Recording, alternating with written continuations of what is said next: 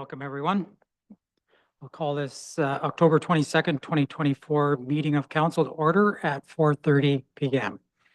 This meeting will be held in a hybrid manner where members of council, staff, and the public can participate electronically. This meeting is being live streamed and recorded and will be available on the Township website.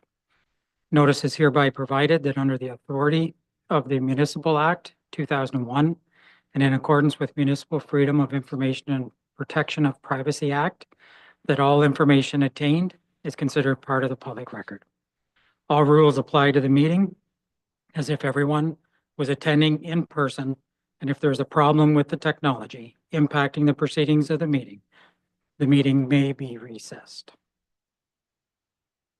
So at this time, I would ask everyone to rise for the playing of the national anthem.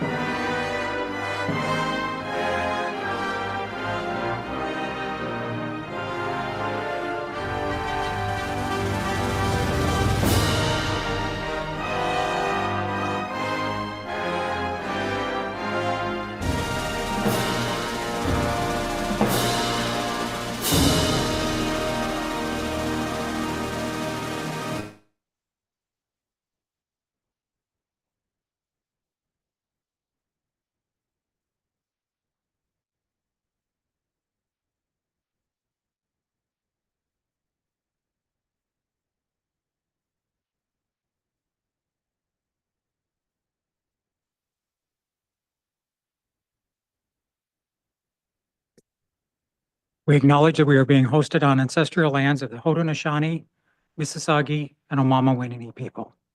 We acknowledge and welcome the presence of all Indigenous people, including the Métis, Inuit, and other First Nations from across this vast land, who also make this place home. The lands we are on today are recognized in the Two-Row Wampum, Dish with One Spoon Treaty, Treaty 27, and the Crawford Purchase.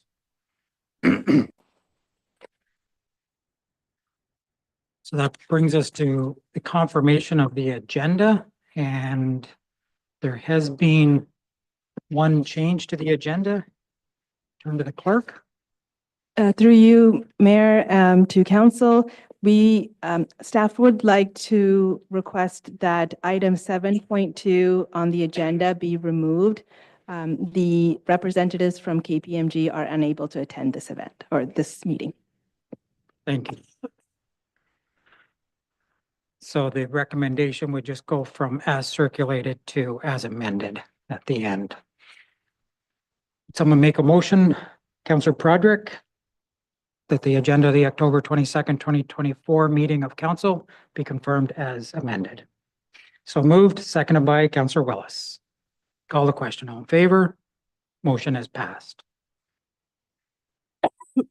Any declaration of pecuniary interest or the general nature thereof for open session? Being none,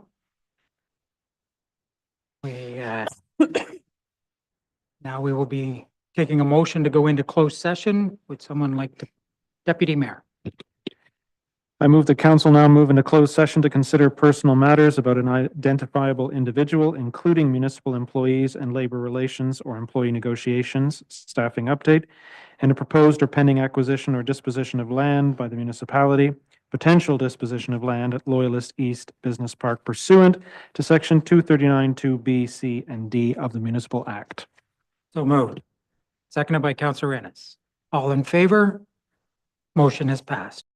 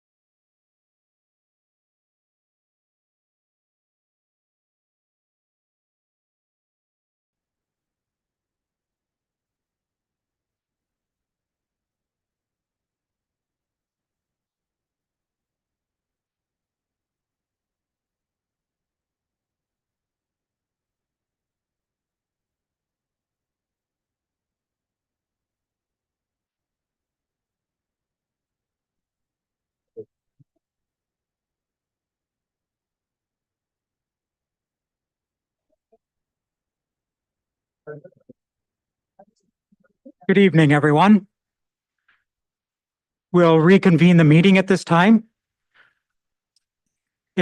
If the audience could, thank you. So the meeting actually began at 4:30 this evening. We opened the meeting, went into closed session. We're coming back out into open. We'll go through the remainder of the agenda now. So the rise and report from closed session. Direction was provided on potential disposition of land at the Loyalist East Business Park. And council also received a verbal update from staff regarding staffing.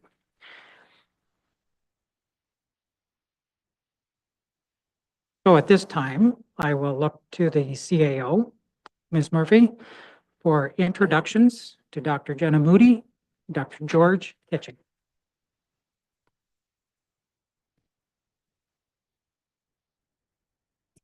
Thank you, Your Worship. It's my pleasure tonight to be able to welcome to council for introductions, two new family physicians in Loyalist Township who have recently joined the Loyalist Family Health Team in Amherstview to replace two retiring physicians, Dr. George Kitching and Dr. Jenna Moodie. I'm just going to give a little bio and ask that they come up for formal introductions. Dr. George Kitching was originally born and raised in Toronto and is both Canadian and Norwegian. He studied biochemistry as an undergraduate at Dalhousie University and subsequently received a Master of Science in Public Health from the Norwegian University of Science and Technology. He received his medical degree at Western University and has recently completed his training in family medicine at Queen's University. He is an associate professor at Queen's in the Department of Family Medicine and currently sits on the board of directors for the national advocacy organization, the Canadian Association of Physicians for the Environment. He's a good fit for Loyalist and our climate action plan. He's excited for the challenge to take on practice and joining the Loyalist Family Health Team. Beyond medicine, he loves spending time with his partner, Camille, and their 5-month-old daughter, Marika. Welcome, Dr. Kitching.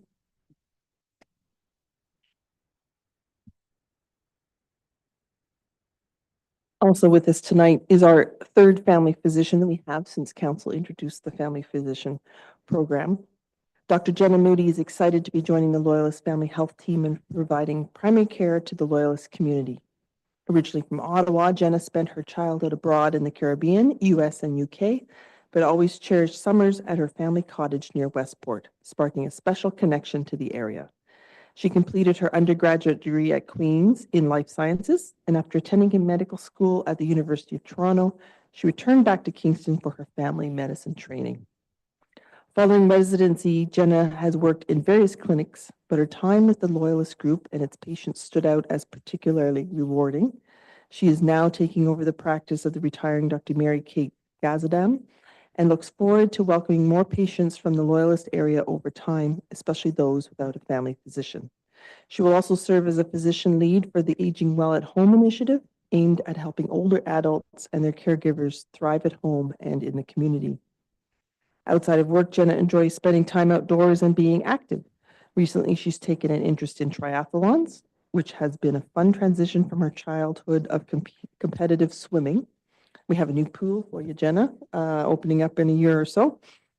Jenna is also recently married and her husband was born and raised in the West End of Kingston. So welcome, Jenna.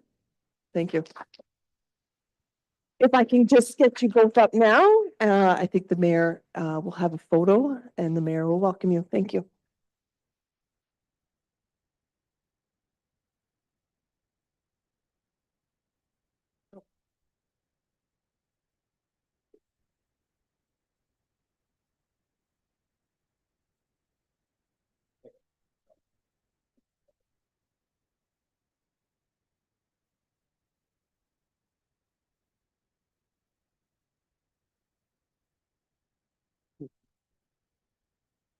All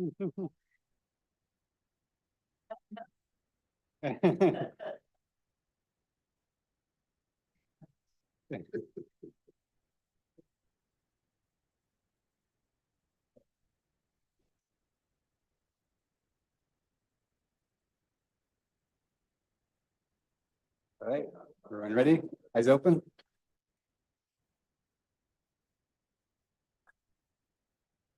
Great, thank you.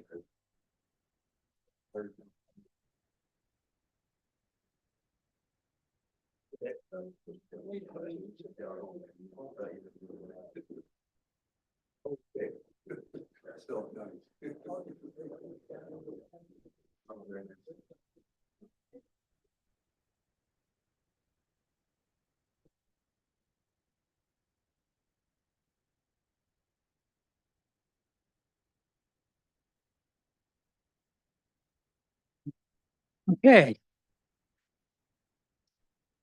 Well, that was good. It's always good to welcome more doctors to the area, and they're very much needed. So now we'll move on to Dr. Robert Williams, Public Affairs Consultant, Municipal Electoral Systems Expert with Watson and Associates. He will be providing some information on the Loyalist Township Council composition and the ward boundary review, which is just starting to get underway. And he will be coming in shortly. Good evening, Dr. Williams. Can you hear us? I can hear you. Yes, thank you, Your Worship. Thank you. Thank you for joining us this evening, and the floor is yours if you wish to go ahead with your presentation. Thank you, and I'll assume staff will handle that for me. The presentation, I hope, is fairly straightforward for everyone, but we're reviewing this for the benefit of the community as much as for council, but I'm happy to elaborate on some of these as we get going. The main point tonight in the first two slides are just obviously introduction to the process.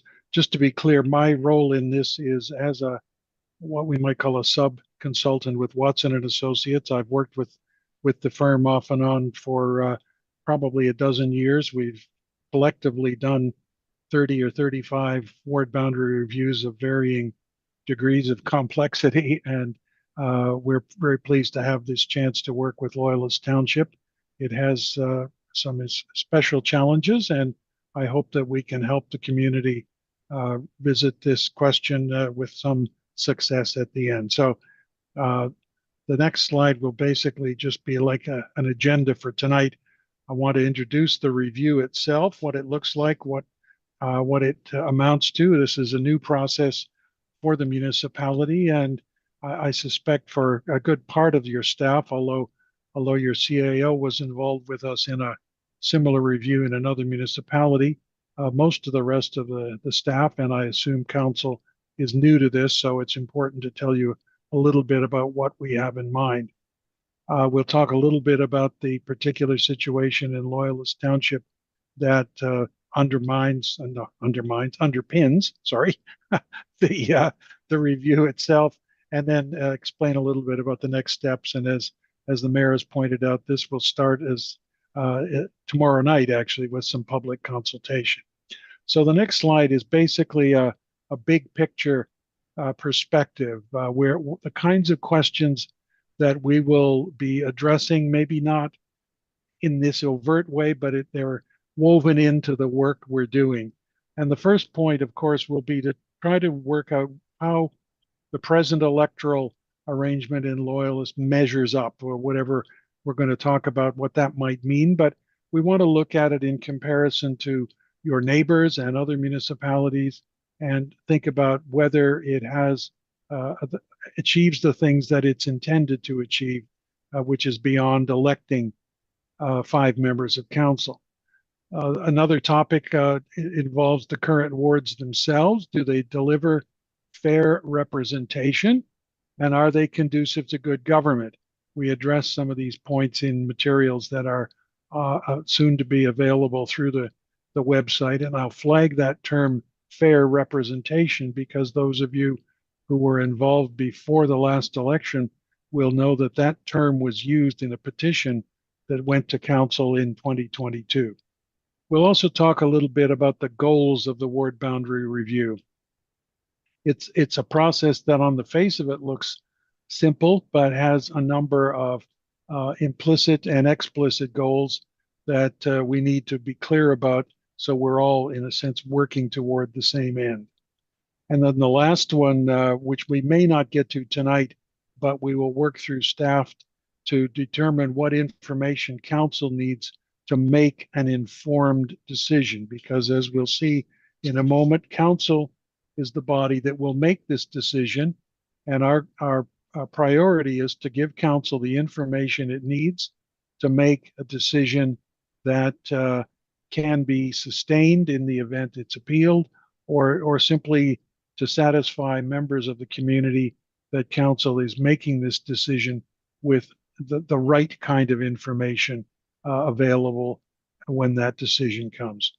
So the next slide will just remind us of the timeline involved here. The township was established in 1998 out of the 3 municipalities that were amalgamated: Amherst Island Township, Ernesttown Township, and the Village of Bath. The wards created at that time were essentially the replication of those 3 pre-amalgamation municipalities.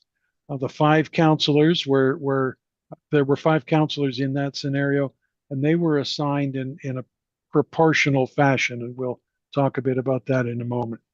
Since in the roughly 25 years since that time, there has been population growth in the township, growing from about 14,000, roughly 600, to nearly 18,000 now, at least in the last census. And that increase is a fairly significant one in the composition of the municipality. And as we'll see in a moment, one of the goals of a ward boundary review is to bring the distribution of those seats on council in line with that change. So the 2024, which will run into 2025 ward boundary review, is essentially going back to that original structure and evaluating it and thinking about what alternatives might be there. The goal here is to have this review completed in time to be operative in the 2026 municipal election. To do that, the decision needs to be reached, and in the event of an appeal, it needs to be heard by the end of December of 2025. So we're well ahead of that process, but we're doing it now to make sure that we don't have a scramble, if you will, at the end of this process. So what is the 2024 boundary review? The next slide will give us a couple of points of departure. We use the language deliberately. We're preparing council to consider and discuss whether to maintain the existing ward boundaries or to pursue an alternative arrangement. We provide the advice to council. Council makes that decision. And as I alluded to a moment ago, we provide them with the material to help them consider this carefully. The objectives are set out there as well. Fair representation, so that, and this is a theme that we'll come back to, giving communities an equitable voice in the decision-making process.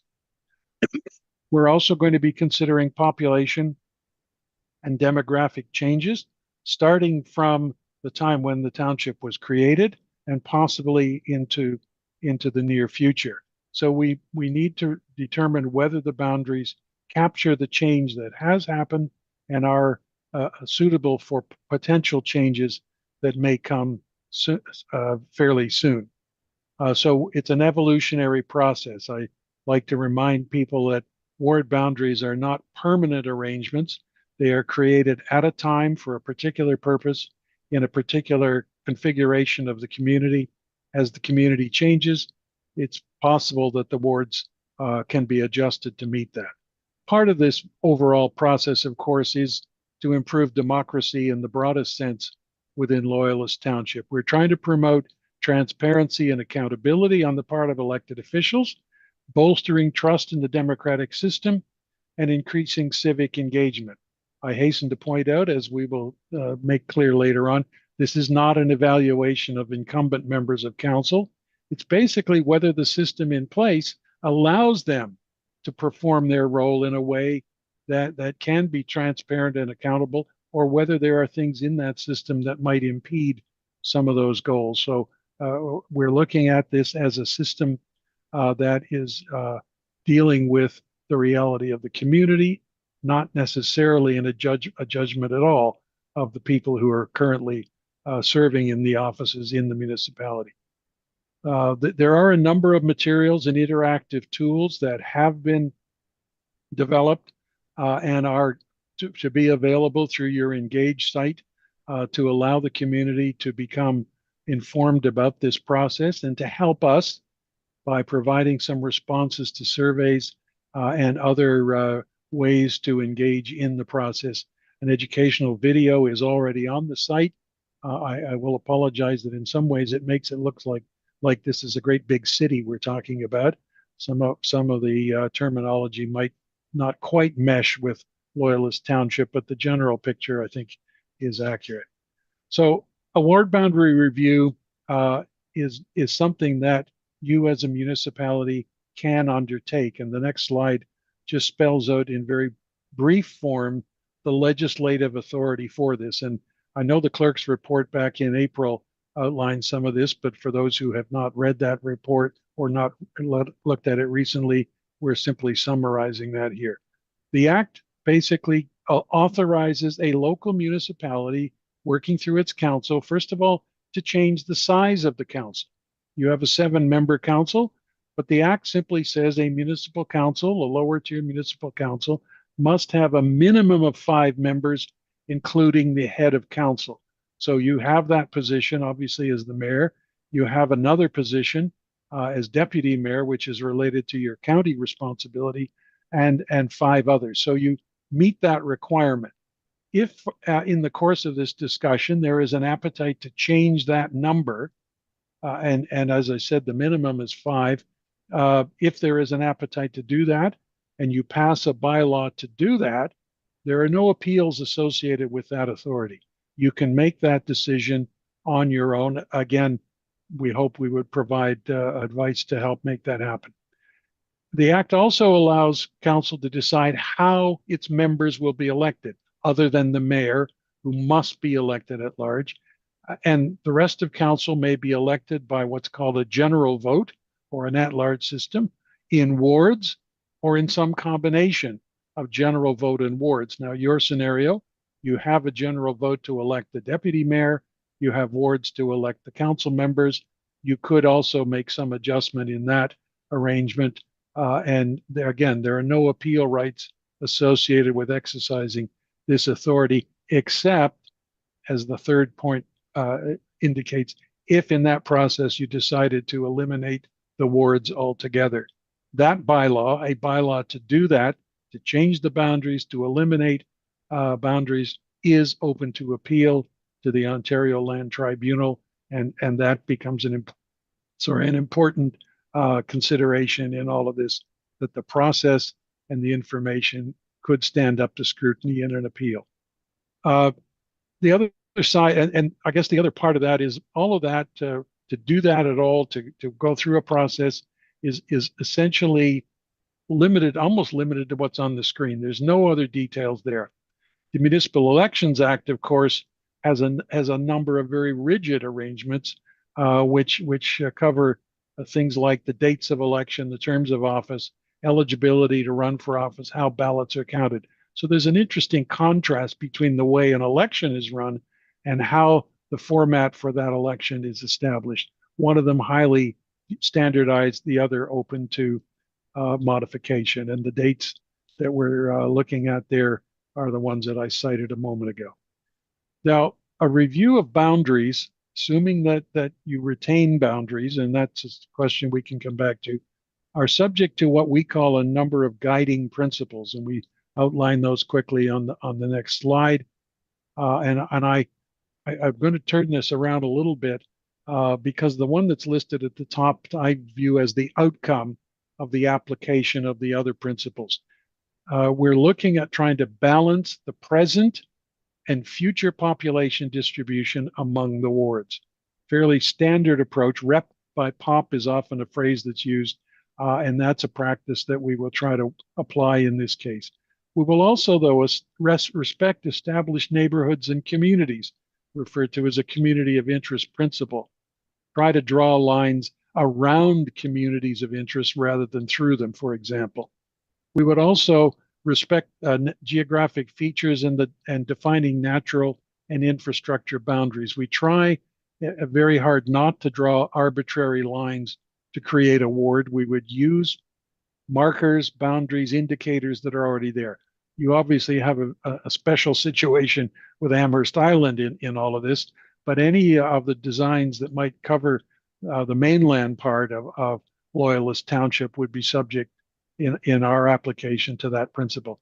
But the overall package of all of these is what we call effective representation. It's partly ensuring that as a voter, everyone is treated equally. It's drawn indirectly from the Charter of Rights and Freedoms, which talks about equality in political terms. It's partly a matter of the workload, the distribution of workload among councillors, that is handled effectively, and the access process between councillors and citizens over the 4-year term of office is one that the system enhances rather than obstructs. So that's a very quick overview of the principles. The next slide is basically comes back to the question of the size of your council and the way it compares to others in your neighborhood, if I can put it that way. On the left, of course, are the key parts. You must have a mayor elected at large. That person also, beyond serving on Loyalist Council, serves on the county council.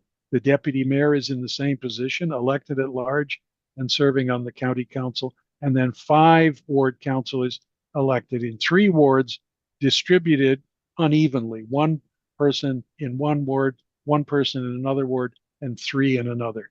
The chart there is simply for comparison to give you some indication that a council of 7 members is quite typical in Lennox and Addington, and a little less typical of Frontenac, but not that far off. You're not operating with a different kind of system. The other comparison at the far right side of the screen, of the slide rather, is the variation in whether to use wards or at large. And again, there's a mix of that. And in many cases, if you read that carefully, you'll realize that the wards elect more than 1 member in many cases. And that's another sub-theme in here as to whether the wards are what I might call symmetrical. They all elect the same number, or whether there's variations. So we'll move on from there. This chart I'm going to have to leave you to look at later, because it was trying to give you even bigger picture beyond Lennox and Addington, looking at the distribution in Hastings and in Leeds and Grenville. Again, you'll see that in Hastings, the councils are almost all of that minimum size, a mixture primarily at large. And then in Leeds and Grenville, again, a different kind of a mix. So that's there to help members of the community and council think about whether the number of councillors needs to change. We're not going to prejudge that at the moment. The next slide very quickly is the context for this. We've already referred to the current census population and the way that growth has occurred over time, and of course the ward map itself with the 3 wards.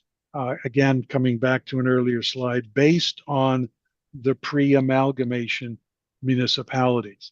And if you're looking carefully at that Ward 2, some of my point about clear boundaries certainly jumps out. That was one that we would want to think about whether that's the right way to deal with that in future. Okay, the last slide, I know I've got a time limit here, I'm trying to rush through a bit. This is the introductory workshop, obviously, to try to provide the information you need and to begin the discussion, the consultation with the community. And as I said, beginning tomorrow, we will meet with residents live. It won't be a virtual session. There will be, I believe, at least 4 of these sessions this week and next. I will be there next week for 2 of these sessions to provide an opportunity for members of the community to come in and look more thoroughly at some of this material, but also to have conversations with us about some of the things that we would like to find out about your municipality and the way this current system works. So That will take place over the next couple of weeks. There'll be surveys and other materials available. We will then use that material to evaluate the ward boundaries, and I didn't make that point a moment ago, but I would come back to that. First, we have to look at the current system and how does it measure up in terms of those principles, and that helps us identify things that may require attention. And using that, we would then come up with some alternative ideas, which we will bring back to the community sometime winter, spring, here with some alternatives. Here are other ways of electing your council that we believe would address the shortcomings that are identified, and the community will be invited to engage with us in discussions about those options, and a final recommendation, two of them at least, would come back to council for a decision about all of this, about alternatives rather to the current system. I think those are the only slides in the presentation, so I hope I made it under my time limit, and if not, my apologies. I tried to talk as fast as I could. Anyway, I'm happy to have some questions, and I will be meeting, of course, with all of you virtually or in person to do a more in-depth discussion about your understanding of your current system and your township. So I look forward to that, but I'm happy to jump in with some questions right now.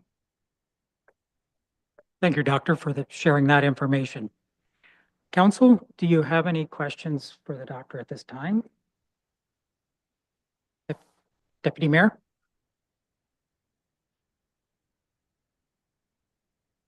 That's working or not? The academic literature around work pattern reviews, is there a distinction for the district? Sorry, I'm not hearing that.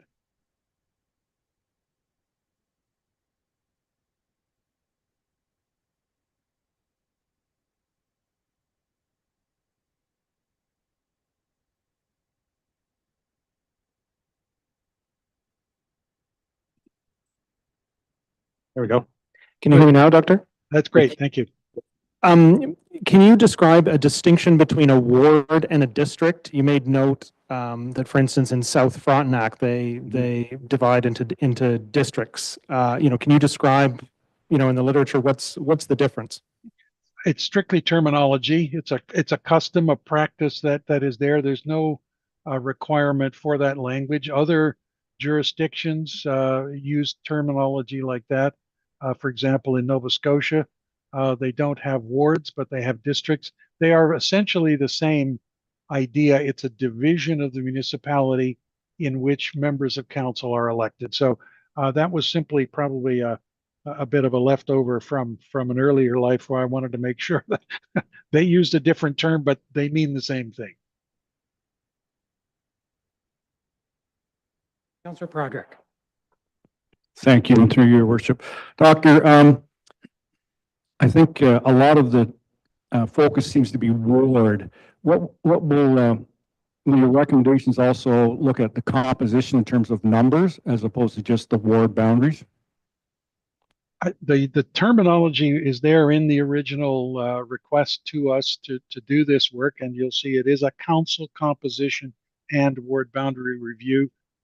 Part of that first phase and my discussions with members of council is basically, is 7 the right number for Loyalist?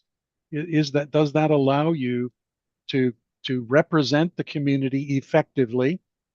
Does it allow you to do the work that's expected of you, to sit on various boards or committees or whatever it might be? As I know that you're part-time. Is that a reasonable number to do the work that's expected? And that's why the comparative information is there. How much are you like the other municipalities in Lennox and Addington? That would mean that maybe you could get along with fewer. Maybe you need to add. We're not prejudging that. We're looking for feedback in the early stage from the community and from you yourselves about how you can handle the work that is expected of you as part-timers as much as anything. There is a discussion paper, as we call it, in the set of resources that talks about the components of a council and how that might have a bearing on the number. In practical terms, we don't like to try to divide this in a rigid way, but if everyone's generally happy with 7, we would probably just go ahead on the assumption that everybody's happy with 7, so we'll work with 5 wards. If we're hearing messages of another kind, either larger or smaller, I suspect we would want to at least report back to you that we're hearing that, and we will take that into account in drawing up boundaries. So instead of drawing up boundaries to elect 5 councillors, we would draw up boundaries to elect a different number. Any other questions at this time, Council?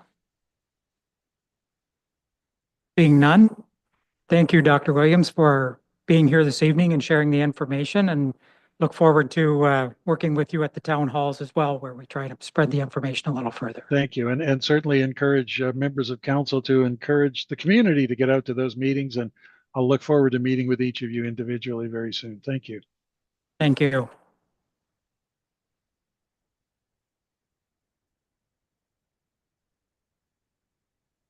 Just as the doctors leave heading out, we do have a fair number here this evening, so I would just encourage all of you to watch for the town halls and the opportunities to be able to share your information and talk to your friends and neighbors and encourage them to do it as well. We really need the input from the residents to make sure that the council that is decided on at the end of this review does represent the township well, and will be able to represent it in the future as well. So we have a recommendation, Dr. Councillor Project. Wow, that's quite. I would move that the presentation from Dr. Robert Williams of Watson and Associates be received. So moved. Seconded by Councillor Budrick. Any comments or questions? Call a question. All in favor? Motion has passed. That brings us to statutory public meetings. The first one is Brooklyn Fine Homes Limited, 12 to 20 William Street, official plan amendment and zoning bylaw amendment. So at this time, we would ask the applicant if he wishes to share any information to please come up to a mic, turn it on, identify yourself, and provide us with the information.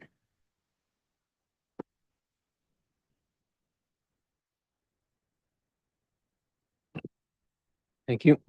Excuse me. My name is Mark Tao. I'm a registered professional planner with Arcadis, formerly IBI Group. We do have a presentation for tonight, which I believe should be able to be shared on the screen.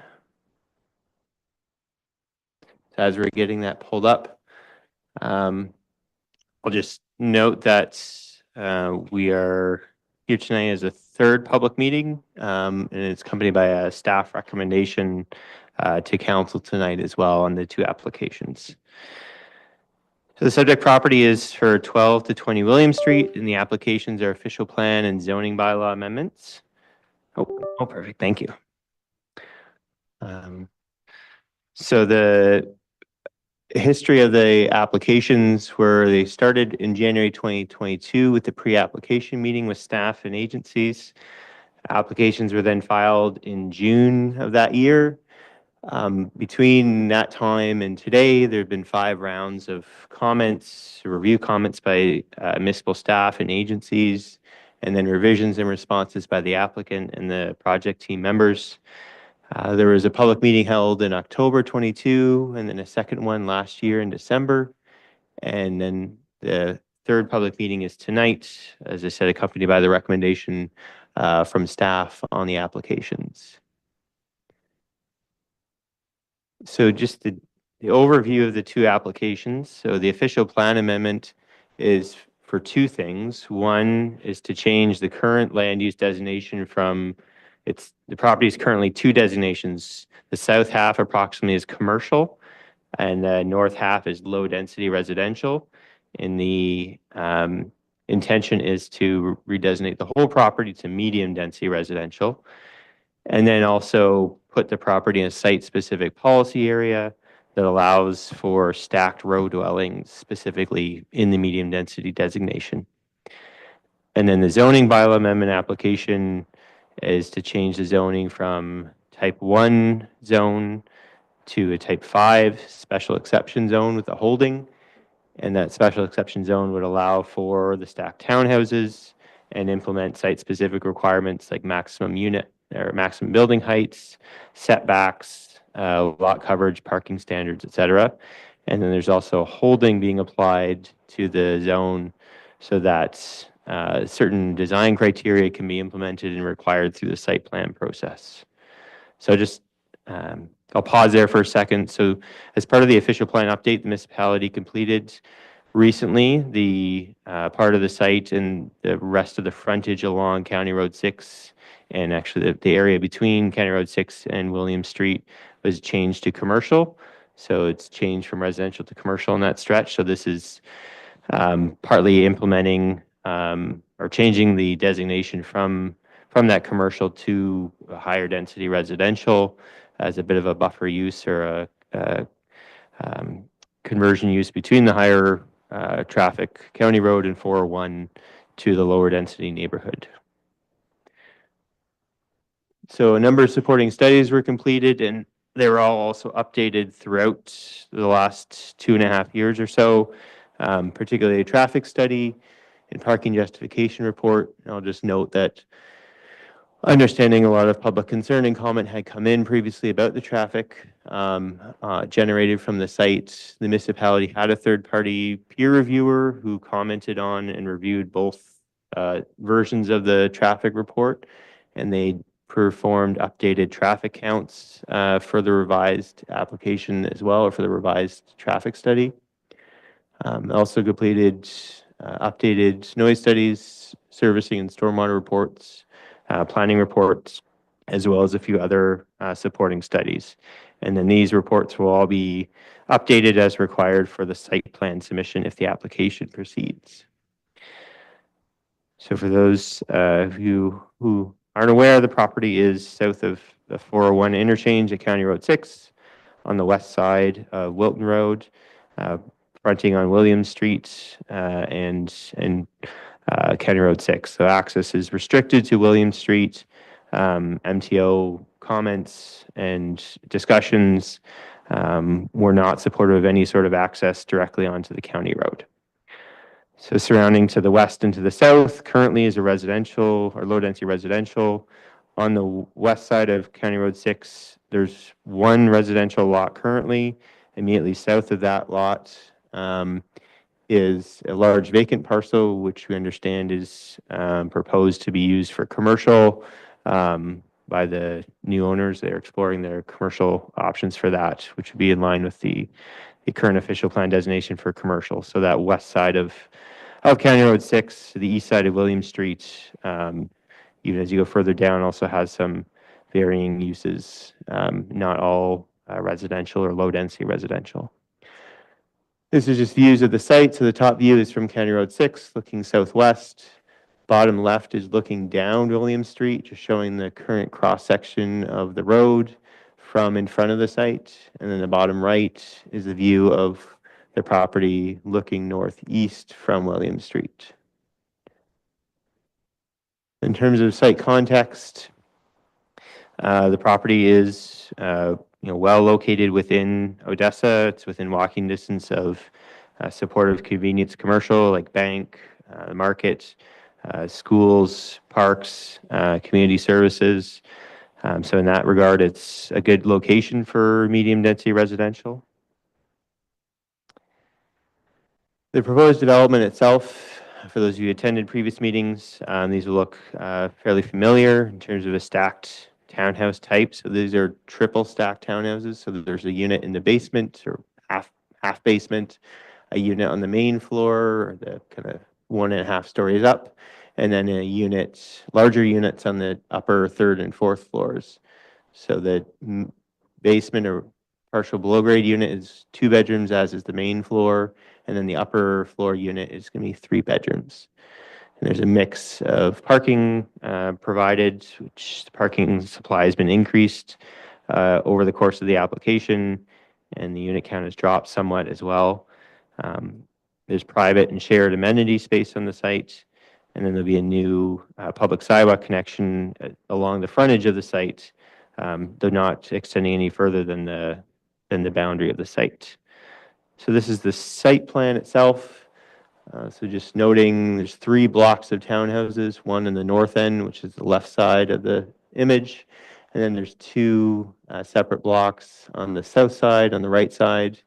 There'll be a stormwater pond on the south side between the existing single detached dwelling and the proposed development, and then central surface parking lot between the 2 sets of blocks. And then you'll see there's a central sidewalk that provides access within the site, and then this will be extended along William Street, along to the south edge of the property. There's also a road widening being dedicated to the municipality on William Street as part of the development, and that would be provided at the site plan stage. So there's a couple images here just showing the views. So this is the view from the south end of the site. So if you're standing at the single detached dwelling to the south, this is the view you would have looking north with William Street in the gray box kind of on the left along the black line. So there's a healthy setback from the buildings to the street, and then also to from the buildings to the dwelling to the south. This is a view looking from the parking lot in the site north to the northern block. So really this is just highlighting the setback between the existing building, existing dwelling to the west, and the proposed development block. And that's about, so it's about 10.4 meters, so about 40 feet between the edge of that townhouse block to the property line with the dwelling to the west. These are just renderings showing the essentially design aesthetic of the proposed buildings, some of the common access areas between the 2 southerly townhouse blocks, just a little bit of illustration about how the access with stairwells and then private balconies, what they would look like. So notable changes over the course of the applications. There was previously concern expressed about undersupply of parking on the site, and that this would result in spillover of parking onto William Street, which is not a typical kind of modern subdivision street in an urban area where there's room for on-street parking. So the parking supply on site was increased to 2 spaces per unit, and the development also was reduced from 51 to 46 units. So together, those 2 things will help with the parking, any concerns about parking, hopefully. Also, setbacks of some of the buildings were increased to adjacent residential to help improve compatibility, provide greater separation to avoid things like shadowing or privacy concerns. And then there's, as I noted, some further assessment of things like traffic studies and peer reviews of those things to fully satisfy both the municipality and the review agencies and result in the recommendation of support and approval tonight. So quickly going through the now 2024 PPS, which just came into effect this week. For the current development proposal, our opinion is it satisfies the policies of the official plan in terms of providing appropriate type of density in a service settlement area, efficiently uses land and resources, services and roads, and doesn't result in uneconomic expansion of services, and is compatible with the context and adjoining land uses. For the official plan, just it's hard to see because the mapping is fairly high level. Subject lands are outlined in white. So you can see the approximate southern half is designated as commercial, and the approximate northern half is low density residential. And so the change in the official plan amendment that's in the on the agenda tonight is schedule on the right-hand side is excerpt from that. So it shows the proposed change from commercial and low density to a medium density residential designation. And then the site-specific policy for the property would allow the stacked row dwelling house. The zoning, as it says, for R1, so this shows the existing zoning on the property and in the context, kind of the variety of various site-specific zones in the area, some R4, some R3, but predominantly William Street is R1 in terms of historic zoning, going back to the existing zoning bylaw enactment in 2001. So the proposed zoning is decided to change it to a type 5 zone with the exception to allow stacked row dwelling house, as well as to apply a holding symbol to allow for additional design requirements through the site plan process. The site-specific bylaw is fairly detailed, so this is just kind of a summary of perhaps the most important provisions that may be of concern. So the bylaw does limit heights to 12 meters or 3.5 stories. The setbacks to the west property line, so 10 William Street, the residence there, at 32 feet. And the setback to the south property, which is 22 William Street, is 12 meters or 39 feet. So those are site-specific increased standards that were applied to the site over what would perhaps be a lesser setback in a standard stacked townhouse scenario. So just wrapping up here, we've looked at the applications over the last 2+ years, been through reviews with staff and agencies and peer reviews, and looking at a lot of the kind of key issues in terms of location for medium density residential. It does meet the official plan criteria for medium density residential. I'll note, as I said, the newer commercial designation along County Road 6 would theoretically allow for a more intensive or potentially impactful use on the area in terms of lighting, activity levels, traffic turnover, even if access from County Road 6. So we believe the medium density is a good transitional use that would still be compatible with the neighborhood. As I said, the building height's limited. There's been increased setbacks applied through the site-specific zoning. And so the proposal in terms of compatibility meets the official plan policy tests. In terms of road access, the traffic study has been updated and peer reviewed and looked at what the increase in traffic volumes would be on the site and at the intersection, even looking at 5 years in the future when significant developments in the area are built out, what the new traffic volumes would be then, and still found that the intersection and roadways would function within acceptable parameters for the area. And then other matters, the site plan process will deal with things like fencing along property lines, dealing with lighting and noise mitigation as well.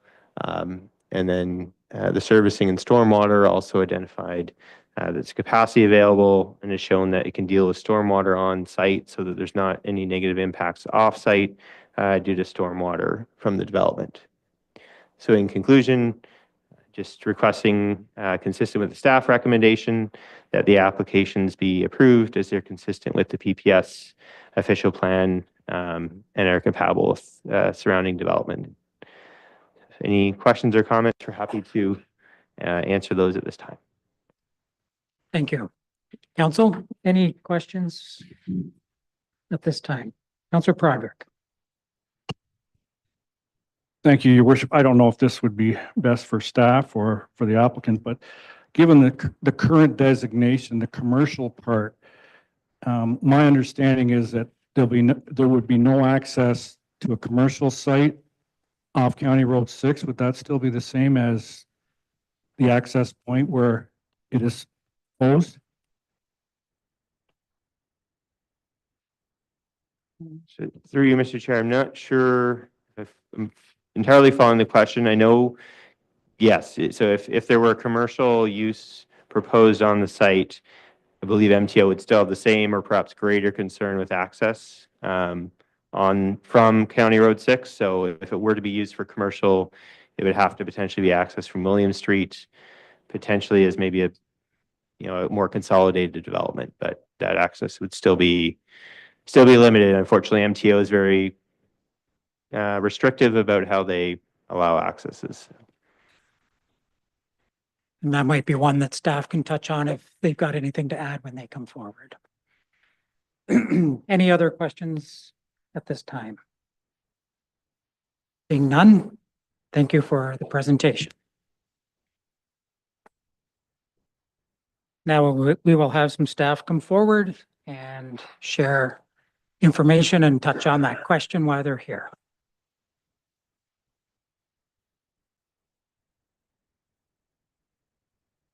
Thank you. Through the mayor, I'm not going to go into great detail as Mark just provided an overview of the proposal. But what I will do is outline staff's recommendation, which is that we are supporting and recommending approval for the official plan amendment and zoning bylaw application, as it does meet the tests of the official plan, both the Lennox-Ironton and the county official, and the township official plan, as well as the provincial policy statement. Mark did outline some public comments that have been received, but I will outline some that he maybe didn't touch on. One, there's a lot of comments about the hydro easement. So the application was circulated to hydro, and they did outline that they do not have any concerns with the redesignation, and they'll provide further comment at site plan. There's also comments about the lack of a park. So cash in lieu is being proposed, so there will be a 5% of the total 5% of the lot area will be assessed, and cash will be provided that will go towards existing park and existing park infrastructure within Loyalist. As staff found that considering only 5% of the land would be dedicated as a park, there's already smaller neighborhood parks in the area, and given the limitations of the site, a park wasn't necessary here for a public park. That's sort of all. A lot of the other comments were outlined by Mark, but if there's any questions or any clarification needed, staff are here to provide that. So in conclusion, staff are recommending approval as it is consistent with the provincial policy statement and the official plan. Thank you. There was a question asked previously. Was that adequate, the response, or would you like to share some information? That's correct. It's my understanding that all access off of County Road 6 for this property would be restricted. There are further properties further to the south that I believe could have possible access from MTO, but again, it's on a case-by-case basis. Okay, and that's because it's within their control area. Is that correct? Through the mayor, that's correct. Thank you. Council, questions? Councillor Willis. Through your worship, we did hear that a number of these units are going to be 3-bedroom units, which would presuppose young families living in them. So if there's no green space, where are those children playing other than that parking lot? Thank you. Through the mayor to Councillor Willis. So there is a neighborhood park just down the road as well. There are parks throughout Odessa. There is going to be an amenity space, but it would be a private amenity space as part of the application. So what I was referring to earlier was a public park that would be available to the public, whereas as this is a condominium development, there would be private amenity space for those who reside within the condominium. Other questions? Councillor Budrick. Just to follow up with Councillor Willis, there is a park there close. Is there a possibility that staff could take the funds that are coming in lieu of parkland and specifically target that park, just because there would be an increase potentially of residents in that vicinity? Through the mayor to Councillor Budrick. Yes, it's my understanding that all parkland funds or cash in lieu go to a parkland fund, and that fund is reviewed and needs to be spent on parks. Whether this specific money would go to that, I can't say for sure it would, but what I can say is it would be reviewed, and if there is a need for upgrades to that park, we could use it from that reserve fund. Other questions? Councillor Willis. Sorry, I wasn't on council when the official plan was approved by council, which was September of 2021. We heard earlier that this project started being planned in January of 2022. So my understanding is the official plan process is fairly extensive and expensive, went on for a very long time.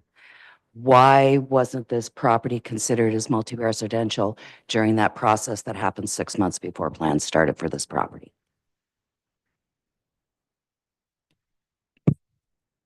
Through you, Mr. Mayor, to Councillor Willis. Generally because the township particularly doesn't target site-specific property like requests. So so we don't generally, as part of an official plan review, look at a number of private land holdings and purposely evaluate each one and try to redesignate them because so much needs to go into, like, as you can see, this process going on for a couple years.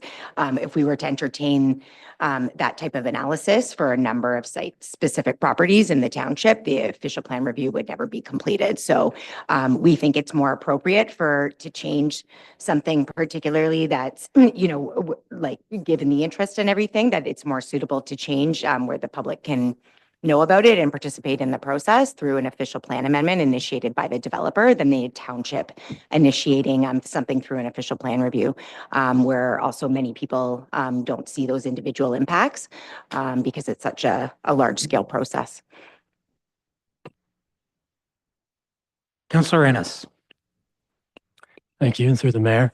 I wonder if you could just speak a little bit more about your analysis of the proposal's compatibility with section 5.7 related to medium density, and particularly to compatibility with access to a major street, not drawing traffic through a low density area, and access to transit routes.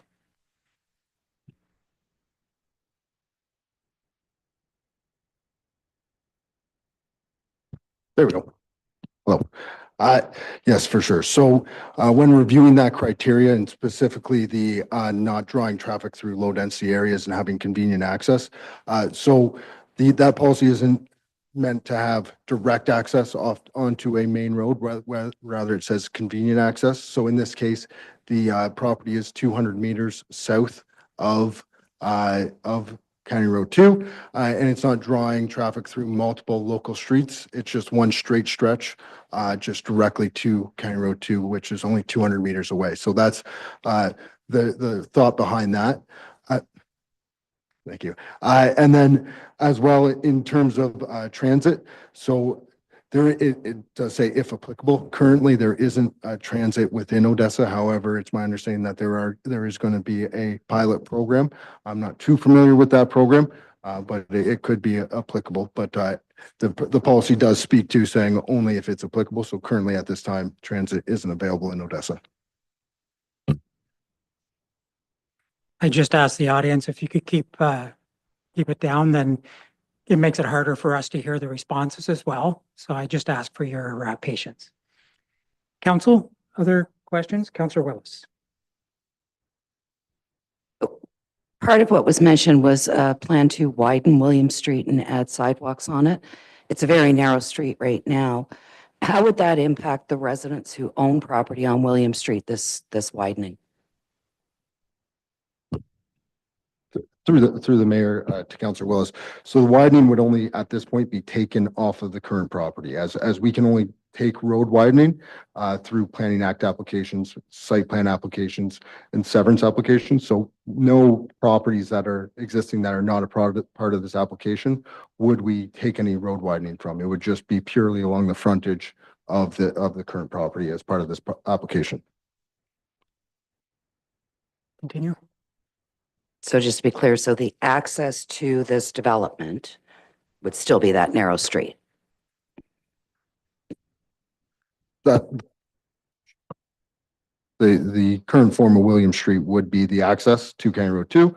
There would be widening along the frontage of the property along William Street, like the property that's subject to the application. Councillor Ennis. Thank you. Through the mayor. The report notes that when considering a visual plan amendment, council is to think about alternative locations, compatibility with surrounding uses and vehicular access. I wonder if you could just speak a little bit more to how are we to think about what does that direction mean with respect to alternative locations and considering those in this case. Yes, thank you through the chair to Councillor Ennis. So in regards to alternative locations, this is the location that's presented to us, and we as staff can't direct private landowners to develop on locations. We rather are provided applications and we review them against the tests of the provincial policy statement and the official plan. In this instance, we have reviewed those thoroughly and are confident that it meets the tests of those policy documents.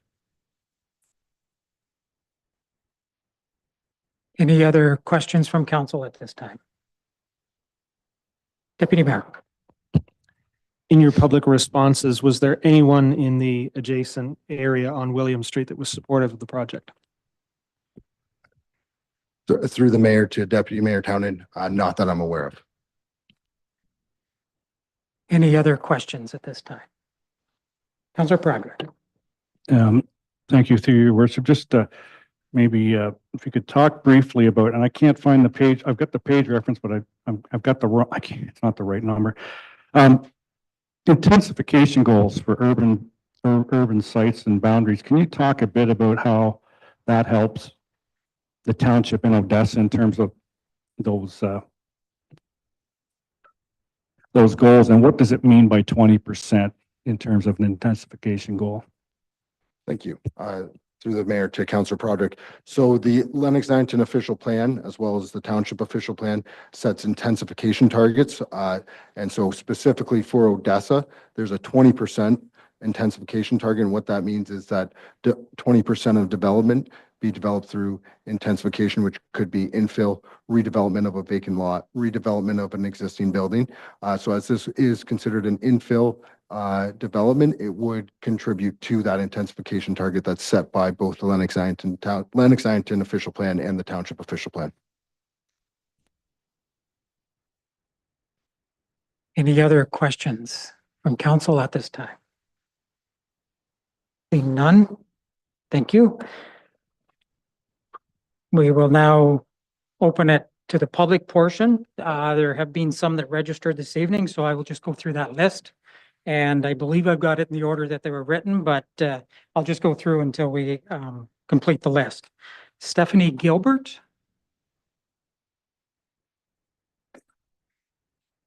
If you could just have a seat and just make sure that the red light on the mic is on when you're speaking.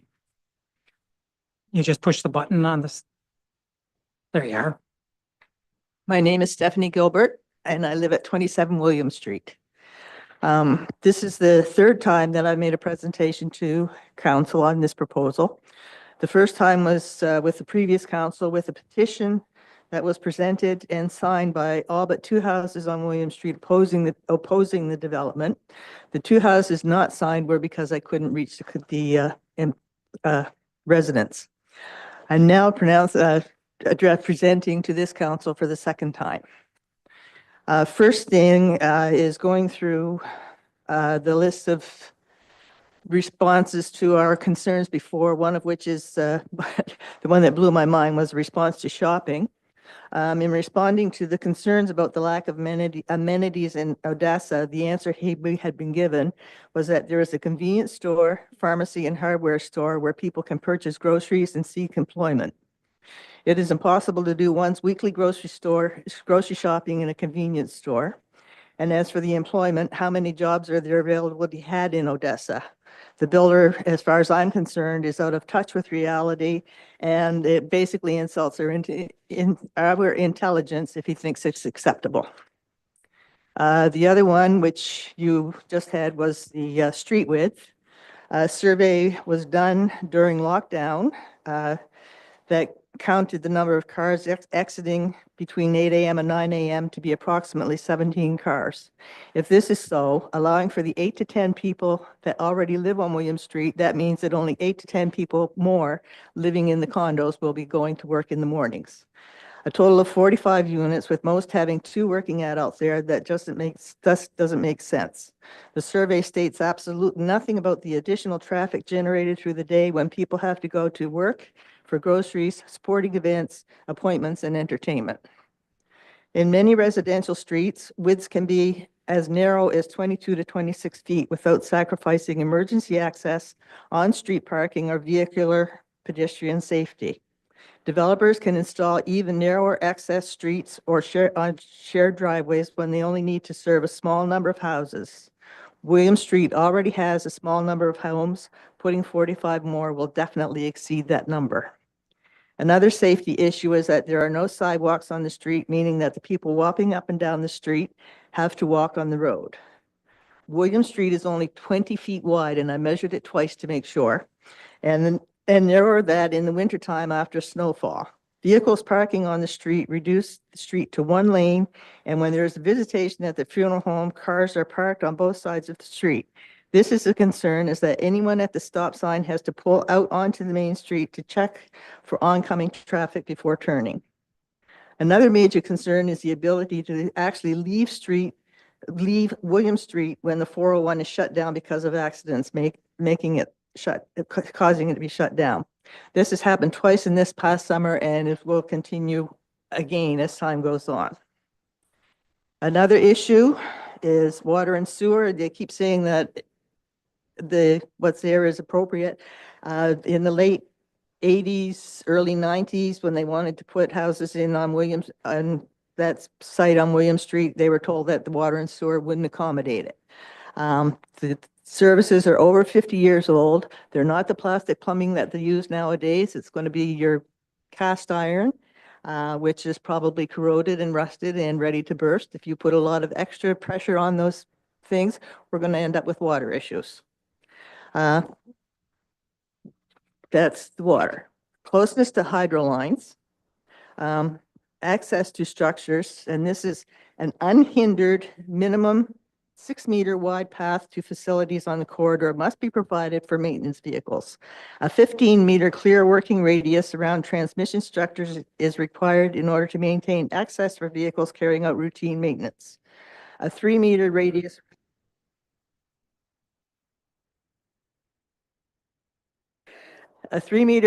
around each tower footing must be left unpaved for access and footing. The proposal calls for paved parking under the existing hydro lines. This does not allow for unhindered access to service vehicles.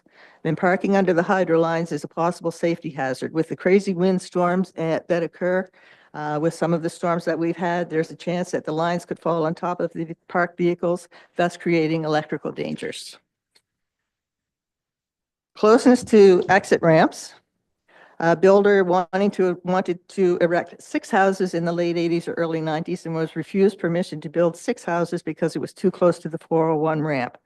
Building a row of stacked houses in the same area does not make sense. I quote, despite general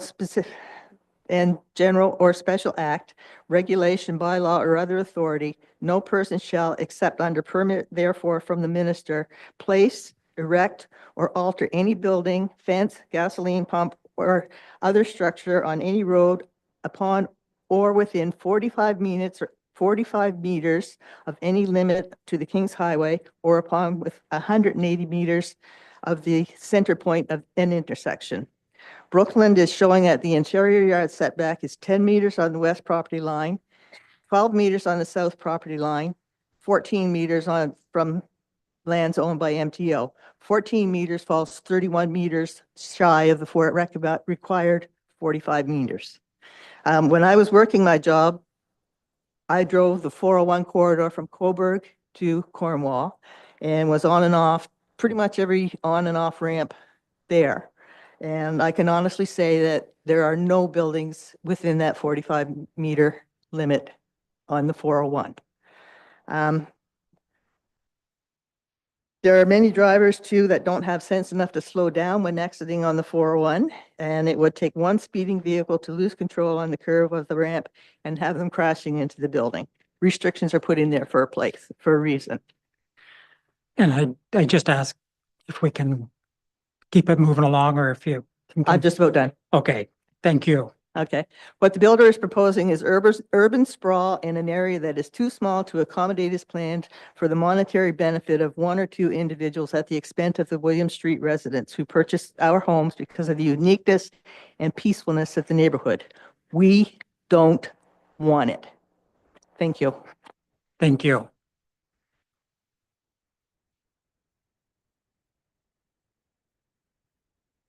The next on the list is Colleen. You could come forward and have a seat. She conveniently left the mic on for you, so you're all ready to go.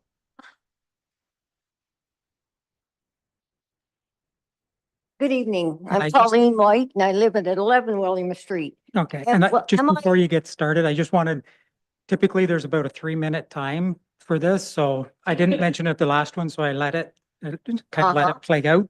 But if we can stay as close to that as we can, I'd appreciate it. Okay, Thank you. I also have a letter here from Heidi Molinar.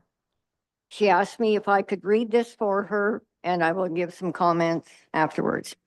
Good evening. This is a statement from my neighbor Heidi Molinar at 35 William Street, who couldn't be here tonight due to work. Honorable Mayor and members of council, since my written comments were submitted, it has been communicated to us that the recommendation to council is to accept this rezoning proposal. I would like to implore council to make an informed individual decision and disregard this recommendation and refuse the proposal. I'm not clear who was responsible for making the recommendation, but I am clear on the points and the facts that my neighbor, Stephanie, has compiled that clearly demonstrates non-compliance with many setbacks and allowances. From the road width to the off-ramp, from the 401 to the hydro easement, to the condition and the capacity of the road and the water and sewer system. This rezoning and development does not fit on this piece of land. If regular citizens of the township can research and clearly demonstrate how this goes against established limits and allowances, it baffles me that anyone could possibly recommend to accept this proposal with a clear conscience. Please, please use your own sound, reasonable judgment and refuse this proposal. Please consider this decision. Would you make it if this was the neighborhood your family lived in? Thank you. And it's from Heidi Molinar. And if they need this, they can have it. Yes, if you can leave it Anyway, there, well, Colleen White, Yes. 11 William Street. The traffic on our street right now is horrendous. I don't know. Apparently it had to be done during COVID. But even then, but now they go bound around my corner. I have the 90-degree corner. They go around there hellbound for election continually. And you want to put in 45 units. That's 90 more cars. Lord love a duck, we're having a hard enough time for what's on the street now. This is ridiculous, it really is. And they say, oh, it's compatible. You're not living here. I'm sorry. And it's awful. And they're making sidewalks. Well, that's wonderful for right in front of their buildings. But the poor little kiddies from the 200 meters down to County Road 2, they'll have to be jumping out of the way of the cars that go up the street. And I'm not kidding. They are not doing 40 clicks. That's slow. It's awful. In fact, my next door neighbor, they didn't make it one day in the summertime and she had tracks on her front yard. It's ridiculous. Kids are going to be killed and it's not going to be seniors in those apartments. There's no elevators.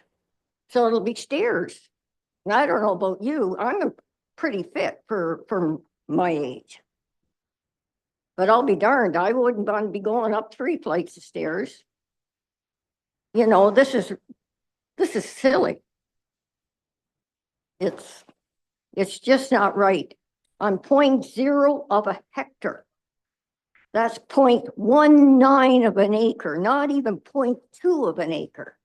45 units. And off onto our little street. I've sent the one email and showing all the cars and just on a normal day. And people parking on each side of the road. It's going to be horrendous. It's ridiculous. Please disregard it. Thank you very much for your time. Thank you. The next person on the list is Amy Offord.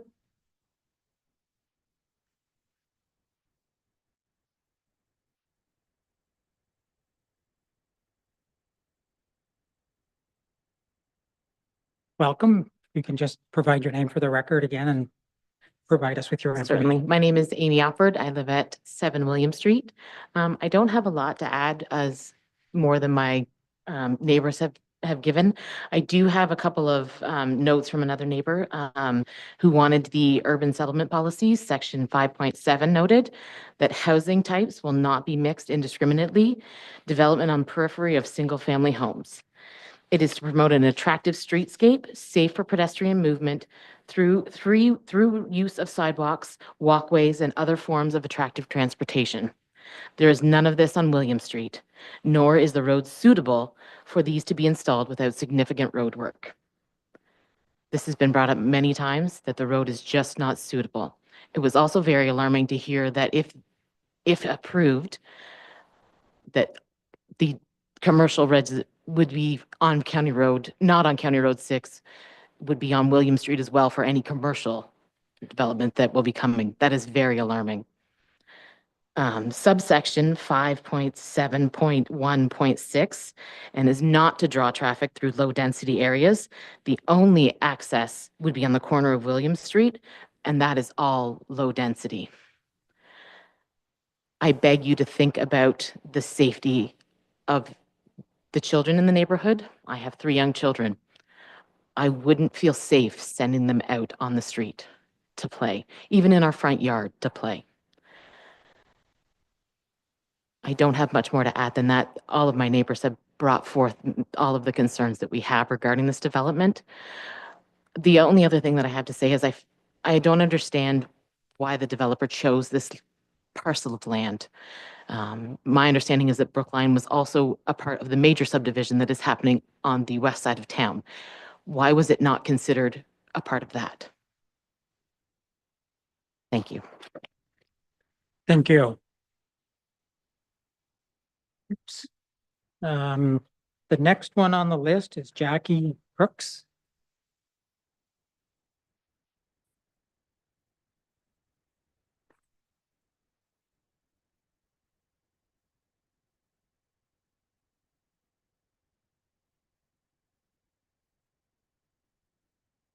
Could I just stand?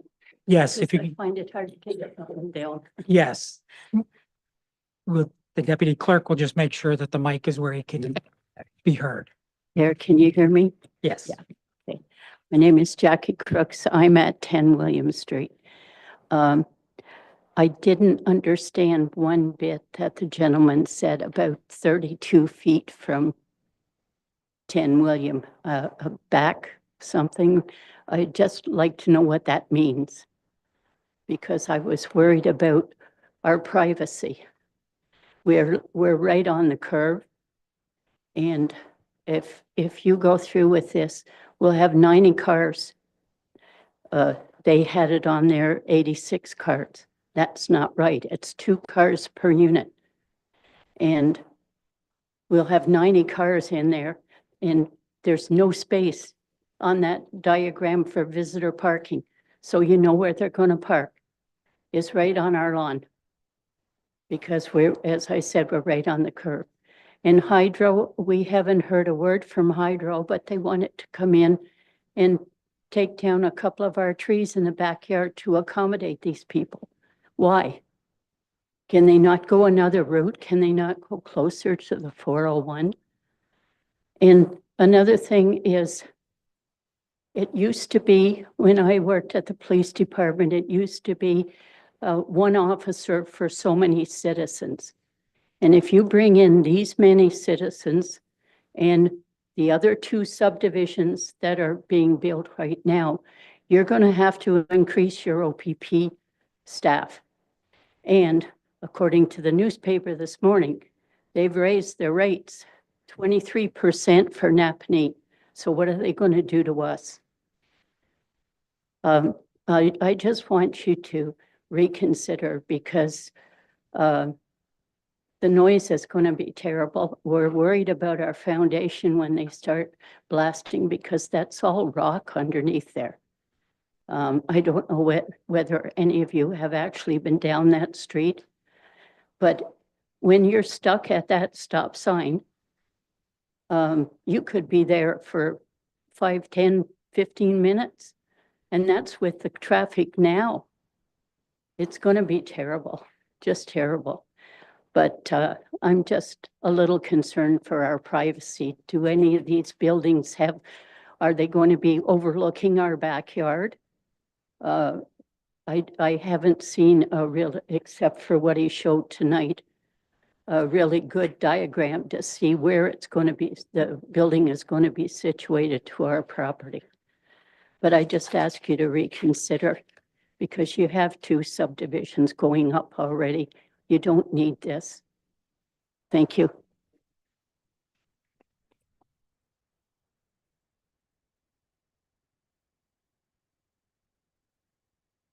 I just want to note that once we're done all the public input, there will be a chance for the applicant and staff to come back. So if some of these questions, we're not ignoring them, people are writing them down, and we will have a chance to address it. Okay. Next, Robin Carl. Excuse me.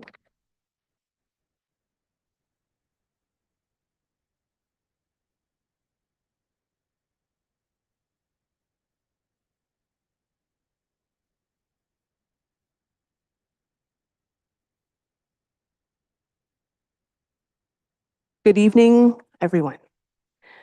I am Robin Carl. I live at 3 Williams Street, right across from the park. I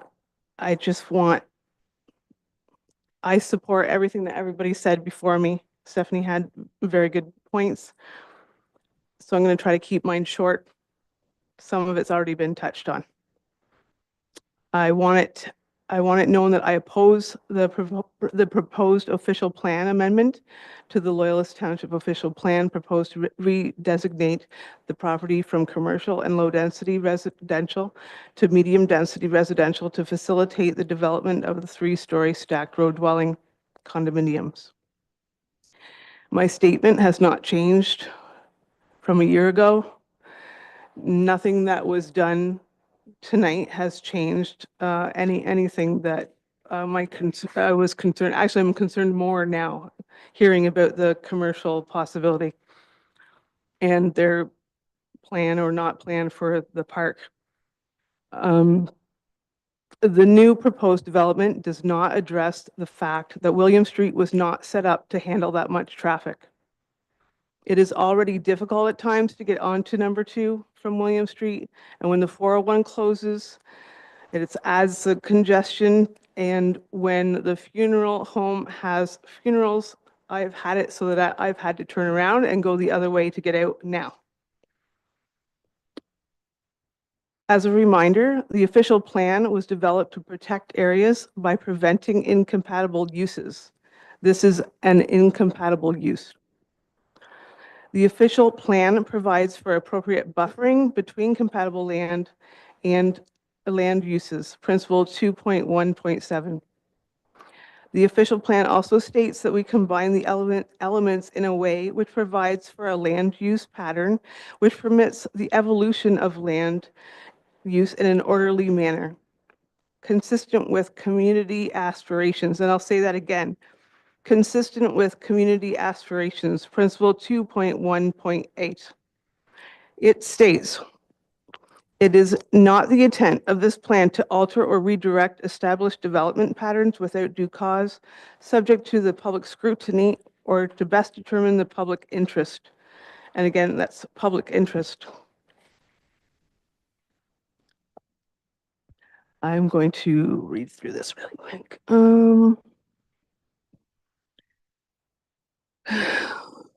All right, I'm going to close it down because everything else has pretty much been touched on. In closing, I oppose the amendments for this site. I have great concern for public safety and concerns regarding traffic on a street that is not designed to accommodate the amount of traffic and that this development would cause. I oppose the rezoning. A development of this kind needs to have a driveway on a main highway, not in a residential area. I am also still concerned about the overflow of the parking lot because, like my house, I have 3 cars in my driveway, and those families are going to have, at least half of them are going to have more than 2 cars, and I don't know where they're going to go. I'm also concerned about the commercial access coming out onto William Street as well in the future. I guess that's all. Thank you. Thank you. So that's all the names that were on that registered. Is there anyone in the audience that missed registering and would like to speak? Seeing none, we'll go to the virtual audience. If there's anyone in the virtual audience that wishes to speak on this item, if you use a raise hand feature, we will bring you into the meeting.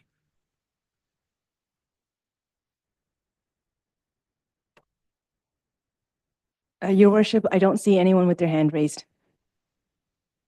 Thank you. So we can go back to the applicant to, if he's got any final comments.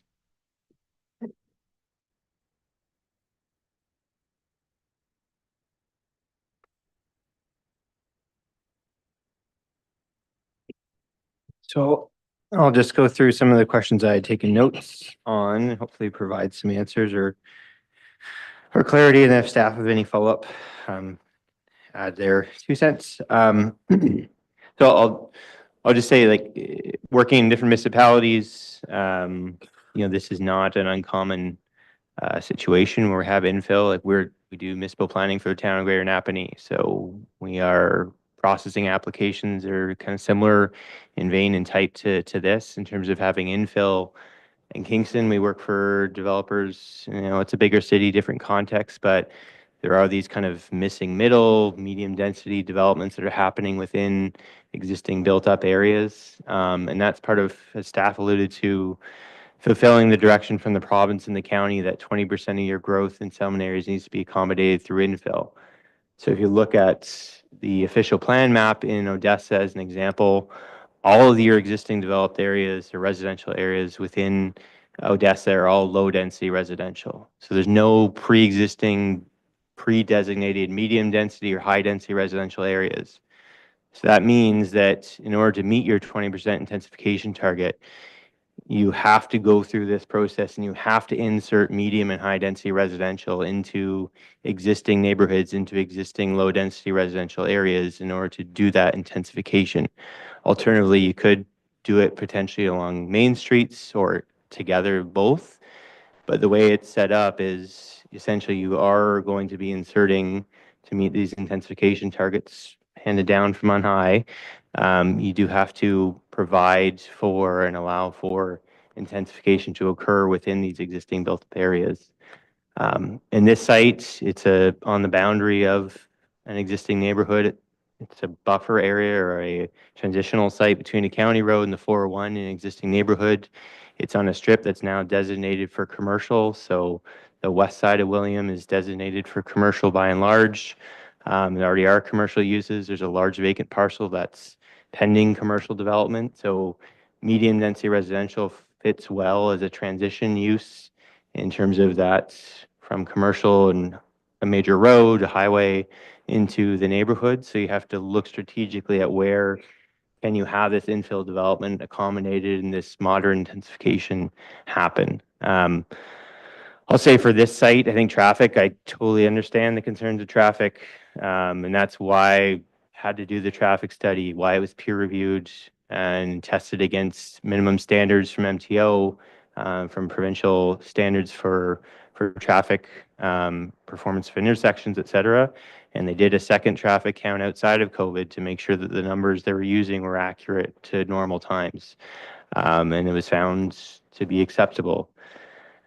You know, when the 401 closes, yeah, that's a problem. That's a problem in a lot of areas. In Kingston, if you live there and there's rerouting like that happens. Unfortunately, the traffic standards can't account for those special circumstances. It results in degrading of access at pretty much every intersection where there's an EDR. So unfortunately, that's not something you can pre-plan for or accommodate for because it affects a lot of people. In terms of the cross-section itself of William Street, I mean, maybe it sounds like there are certainly existing issues on that street. I mean, there's no existing sidewalk. Or there is an existing sidewalk for a portion coming in off Main. Perhaps it could be extended further along to make the connection, the extra 125 meters from where it ends currently to this site. That might help existing safety concerns in the street.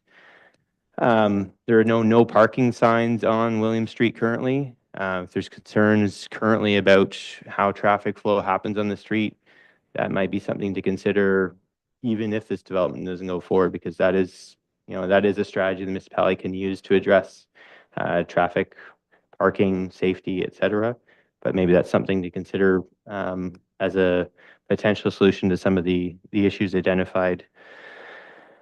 Going through some of the other more specific comments,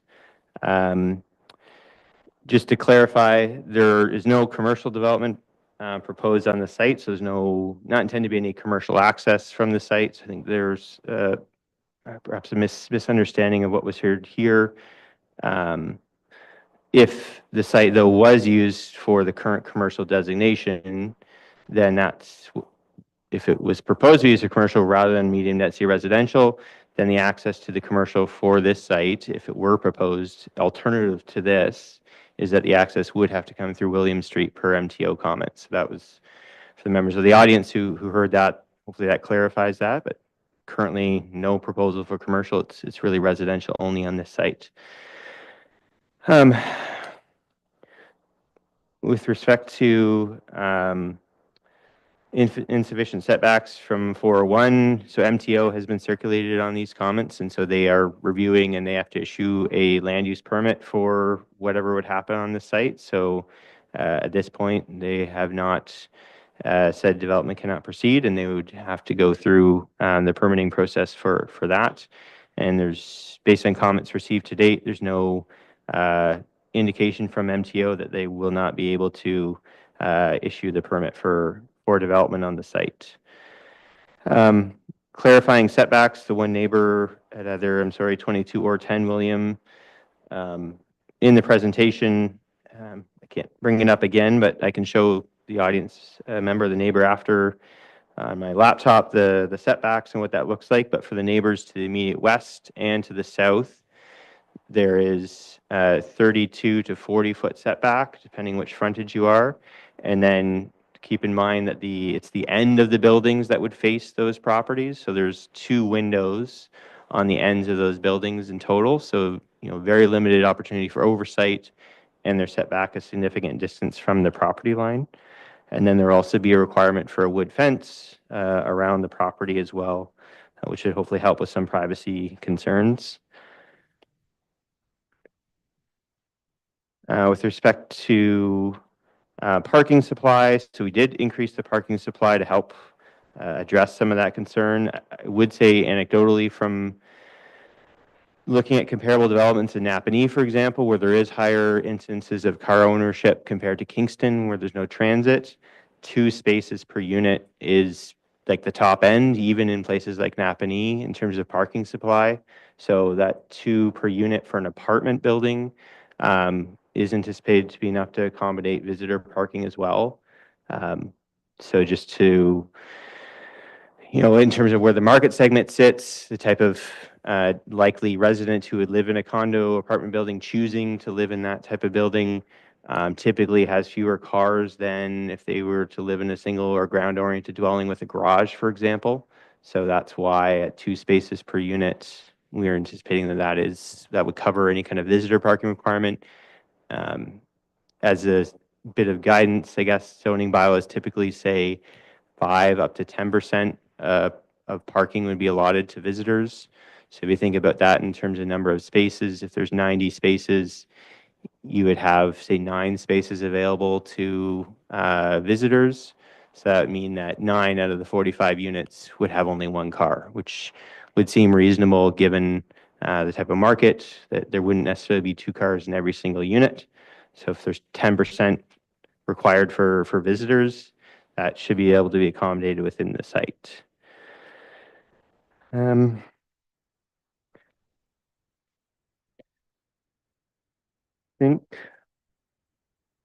I guess the last thing I'll say, in circling back to the intensification goals and tying into supportive commercial employment. So part of the goal of intensification in settlement areas such as this is that you would increase your density in areas so that you can support the existing businesses. So you can support the small RBC bank on Main Street, you can support the market, you can support the home hardware.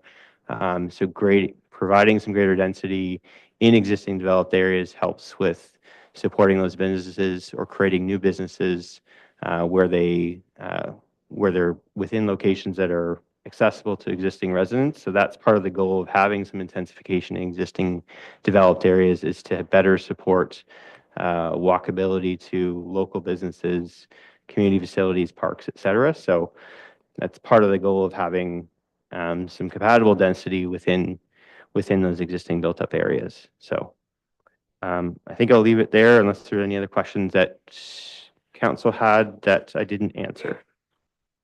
Council, any further questions? Councillor Willis. You spoke of the number of parking spaces required and you referred to other similar condo developments. How many of those are in small rural villages? So I use my experience with Napanee. So Napanee doesn't have any transit. They are, in our experience, working there for 15, 20 years. They're very heavily car reliant as well. So people would typically have similar car ownership work. We also do work in Stone Mills Township, in Addington Highlands, Leeds and Thousand Islands, Prince Edward County. So again, a lot of municipalities that don't have transit, they're very heavily car dependent. So that's the reference point I would have for a typical car ownership for apartment style living versus detached dwelling living. That it is lesser in those types of environments where people are in apartments versus in ground oriented dwellings. So you mentioned apartments. We're talking about condo townhouses. So that's going to attract a different type of resident, would it not? So stacked townhouses are essentially like a replacement for the traditional walk-up apartment style. So traditionally in the 70s and 80s, you had a lot of walk-up apartments that were 3.5 stories. You're not really seeing those built anymore. Stacked townhouses are taking the place of that as kind of an entry level to either home ownership or as a more kind of low-rise apartment option versus a homestead building, for example. So it's still that segment of the market that would be attracted to that versus middle upper class who would be able to own a single attached dwelling or a detached ground oriented house freehold, for example. So it's still that type of entry level tenant where there's lesser likelihood of higher car ownership.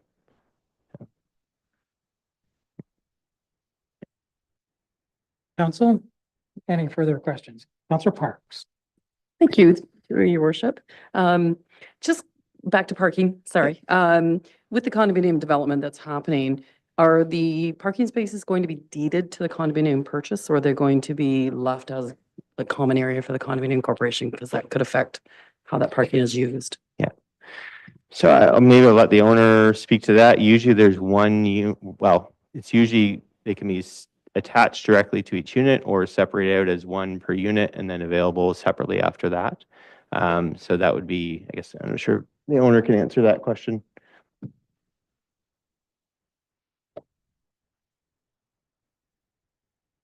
Hi, my name's John Armitage, Brooklyn Fine Homes.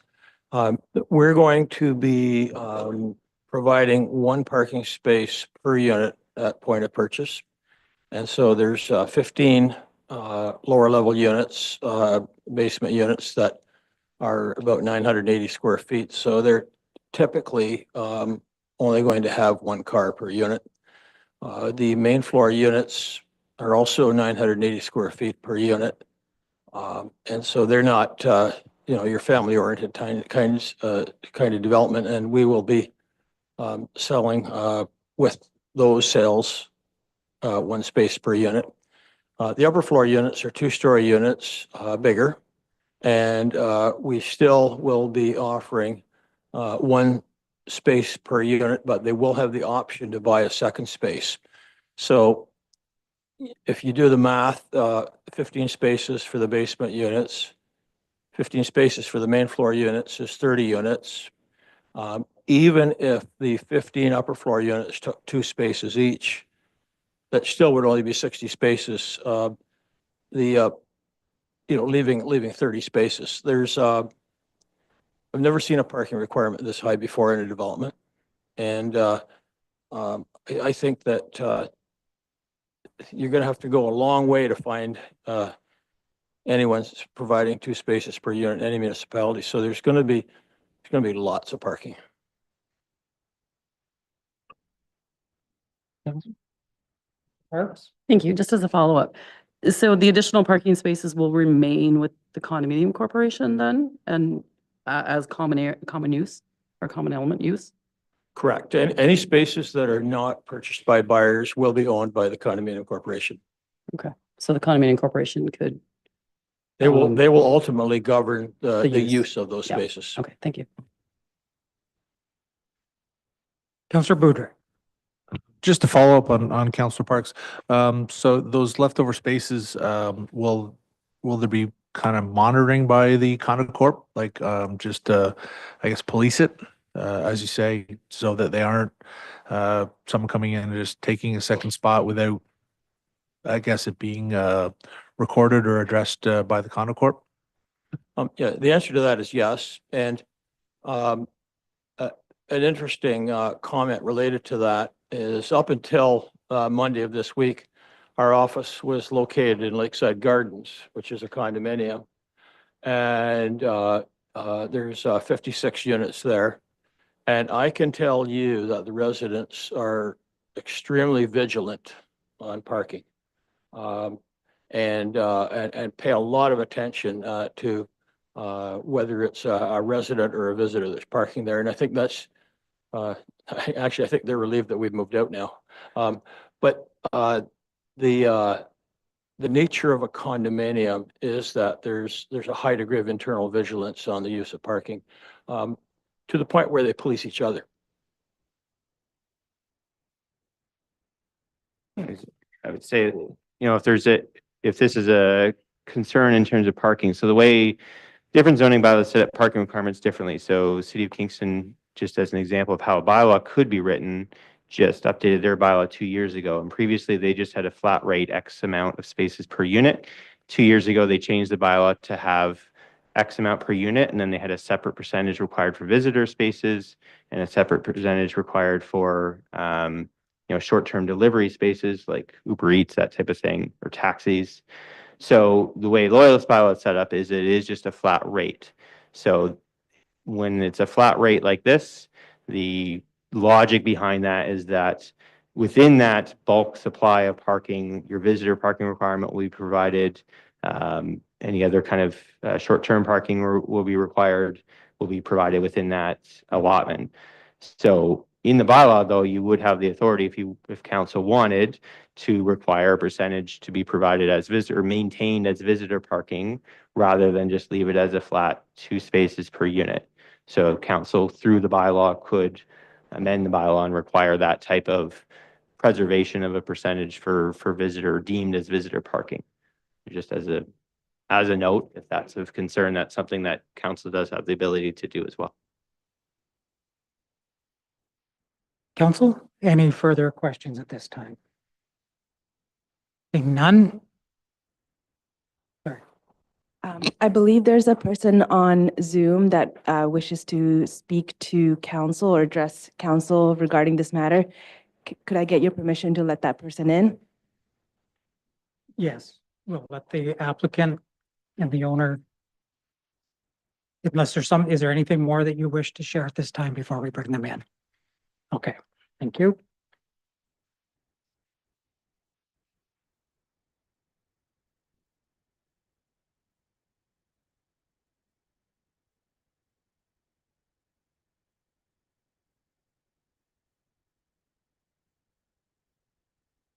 Hello, Ashley, can you hear me?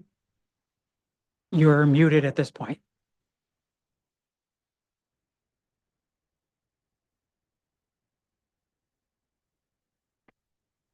If you can hear me, Ashley, you're muted. We cannot hear you. Can you hear me now, Jim? Yes, we can.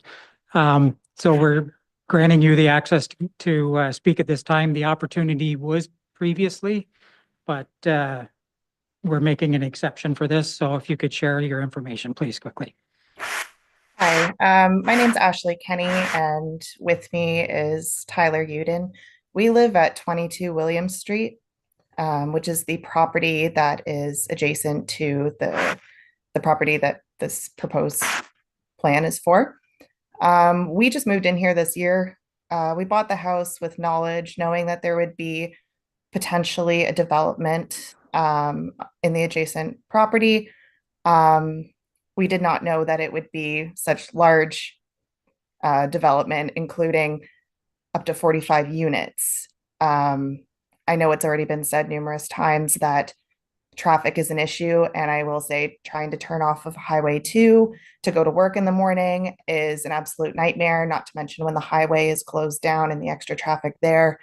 I know they keep referring to Odessa like Napanee, which I don't think is a fair comparison. When you consider someone that lives in an apartment or a condo in Napanee, they're likely within walking distance or maybe even a short cab ride to places such as Walmart, Metro, large box stores like Canadian Tire, all these very close amenities, Tim Hortons even.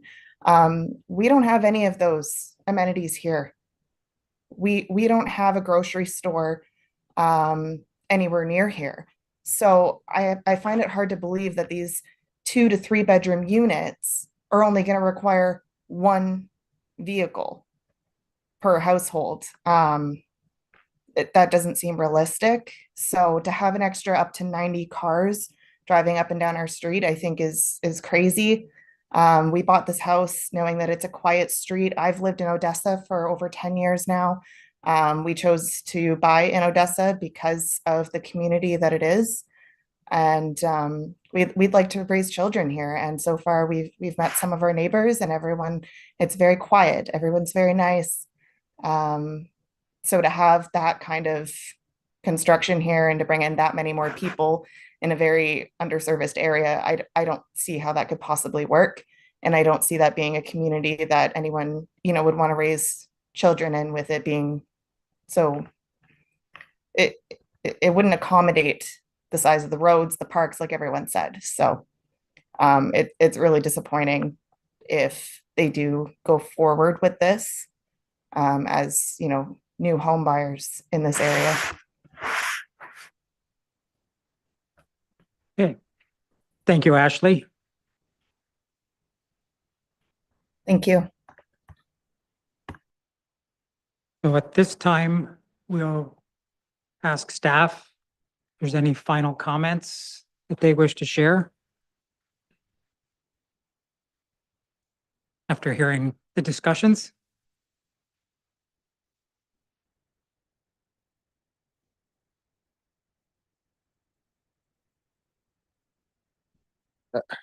Thank you. Through the mayor. Again, Mark did a very good job at overviewing all the comments that were made. I would reiterate that there was a traffic study completed, as well as a peer review was completed as well. There were updated traffic counts taken in November 2022, at which time there were no COVID mandates and so no COVID restrictions.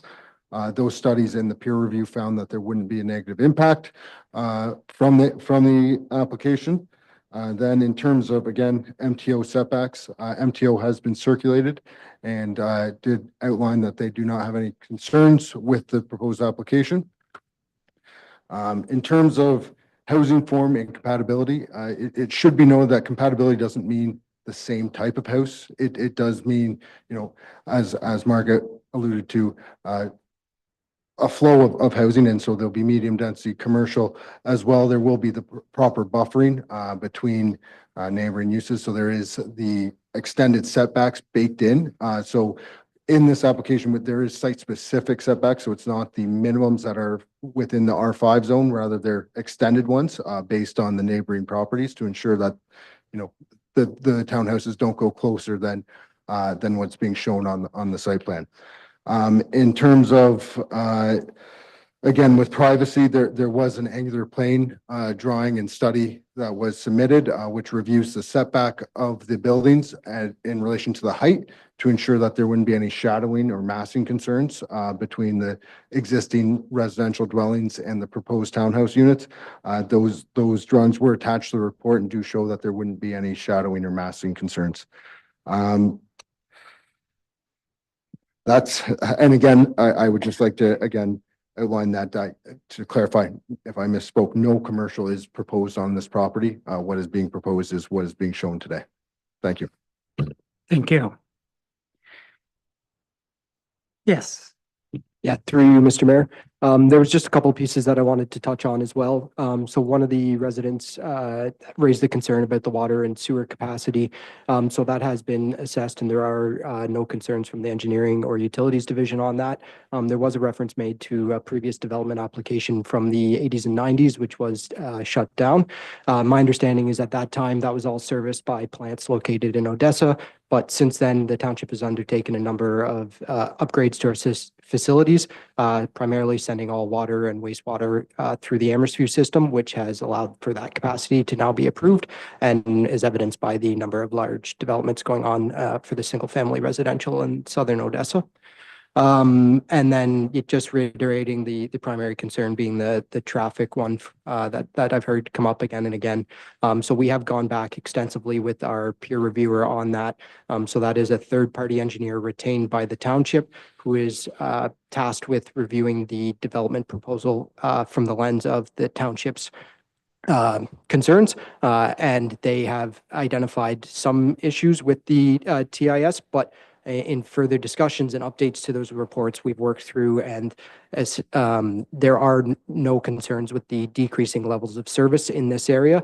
There have been edits and updates to reflect those concerns that the traffic peer reviewer identified, and at the end of all that process, we are content with the report as submitted. Thank you. And if I may, there was just one other item. The developer did touch on it. I just wanted to bring it up with staff as well. There were comments about MTO had concerns in the past about developing that property, but this was vetted through the MTO, I'm assuming with the corridor management office, and received comments, and potentially, if it's within the right boundaries, would require the land use permit to be able to be developed through, and that plant that would come from MTO. That's correct. So through each submission, we circulated MTO and we got their comments along the way to the final point in which they provided a letter outlining that they do support the proposal for the rezoning and official plan amendment, and will provide further work permits and comments through the site plan stages and once they go to actually develop the site. Thank you. I was just ticking off the notes I made, and that was the only one that was left, so I wanted to make sure we addressed it. Councillor Budrick. One question for staff, just scrolling through the pictures at the very bottom of the attachment. You're talking about road widening. I'm looking at hydro poles about a meter off of the road, so that may limit where we would actually be able to widen the road without actually moving the poles and everyone's services on the street. Has that been taken? Has that been taken into consideration when thoughts of how we were going to widen the road? Sorry. The widening in this case would be on a project by project basis, right? So, and when we say widening, it doesn't mean we're physically widening at this point. Through planning applications, we have the ability to receive land that would allow for the road width to be wide enough. So once we get enough, then we could widen. And at that time, we would review and ensure that if there's any changes to hydro or hydro poles, that'd be done so in consultation with hydro to ensure that there's no issues in that regard. Sorry, Jim. Yes. Just through you, just building off what James says, the distinction to be made there is the difference between the asphalt width, the road, and the right of way width, the property that the township owns. So when we're talking about, we're taking a road widening from the proponent, we are increasing the amount of the right of way, but that doesn't mean we're adding asphalt into the road. Okay, thank you. Other questions at this time from council? Councillor Innes. Thank you through the mayor. If both parcels were to be zoned as low density residential, just to give us an idea, what's the maximum number of units permitted? Excuse me. Based on if there's two parcels with the recent changes to the provincial regulations, there could be 3 on each. So the maximum would be 6 dwelling units.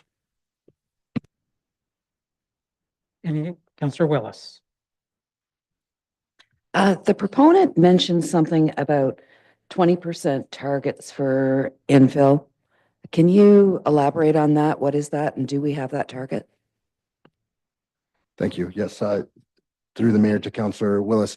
So again, that's the 20% is in regard to the intensification target that's outlined within the Lennox-Annington official plan and then reiterated through our township official plan. So what that means is that 20% of development within Odessa is targeted to be through intensification. So one form of that is infill. The other form is if you have an existing building and let's say it has 2 units, you put 3 or 4 or multiple more units in. So I don't have the figures on where we're at with that 20%, but this would contribute to that target that's outlined by the county in our official plan. Yes. Could we design that into future applications for developments like this type of a building being built in the next subdivision that gets approved? Thank you. Through the chair to Councillor Willis. Again, we can, when we receive applications and we can encourage forms of housing and we are, as through the new provincial policy statement, it is encouraging more housing. So when we receive new applications and subdivisions, we do encourage to see different housing types and intensification where appropriate. Any further questions from council at this time? Seeing none, thank you. Appreciate it. Okay, so that wraps up the public meeting for this item. We have the report before us. How would council like to proceed with this item? Councillor Broderick. I would like to move the recommendation. Recommendation as presented in the agenda? Not the whole, here we go. No, you don't need to read it. Okay. I was just clarifying that's what's in the agenda. Yes, in the agenda. Thank you. So moved. Do we have a seconder? Councillor Boudry. Mover, any comments? Oh, thank you, Your Worship. Just a couple of things.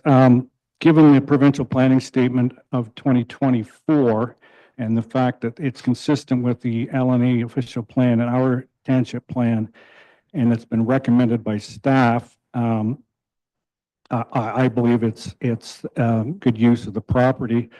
Some of the I feel for the residents with the concerns, and I think the 3 things I heard were parking, speed, and access to Highway 2.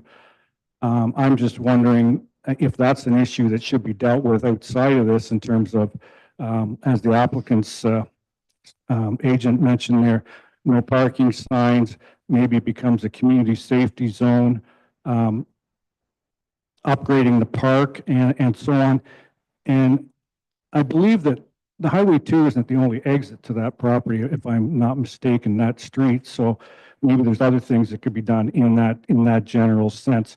But I do think, given that it's consistent with the PPS, anybody has the right to appeal, I believe. And I think on appeal, this is a solid, application of that policy statement.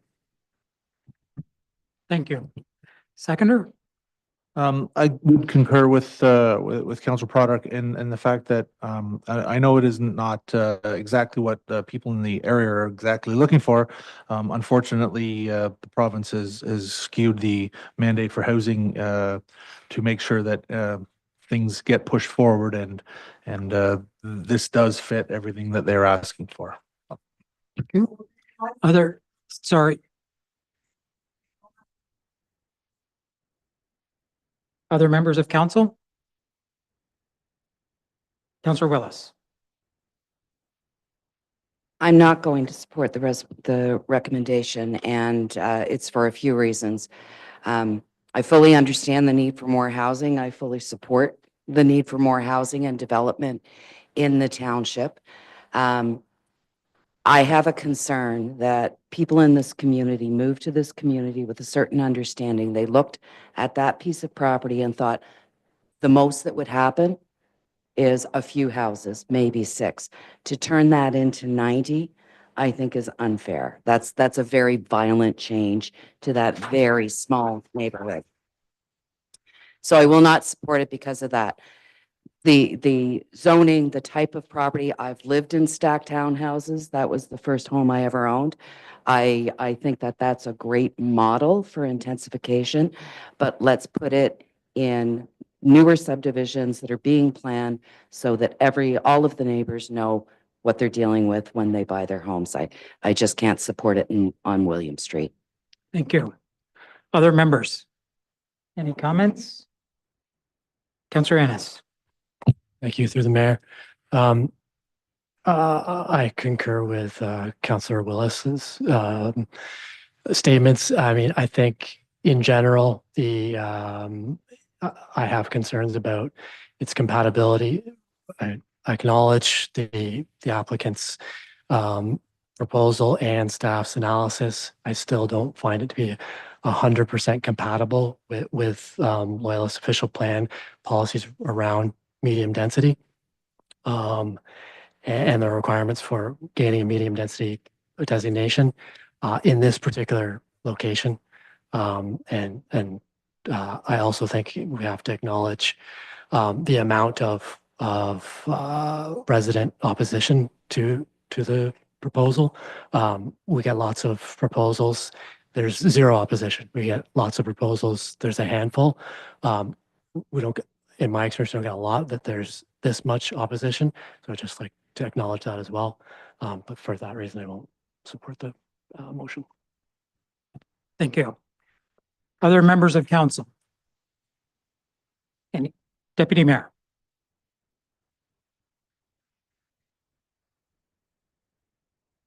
I think it's worth saying that this is an example of what happens when the provincial response to the need for housing lets the market decide. Because this is what happens. You get for-profit developers who determine what we need, and you get provincial legislation that essentially gives them carte blanche. I mean, the proponent's representative basically told us we had to do this because it conforms to what our targets are and what we're being, told to do by the province. And to a certain extent, that's true. But I think at face value to what my colleagues said, this is an example of a development that I would argue we don't necessarily need in terms of the housing that it is. It's certainly not what I would consider affordable, and it's not wanted by the community. And it's just an unfortunate situation in my mind, but for the reasons that my colleagues stated, I too will not be supporting. Other members of council? Seeing none, I'll call the question. All in favor? Opposed? Motion is lost.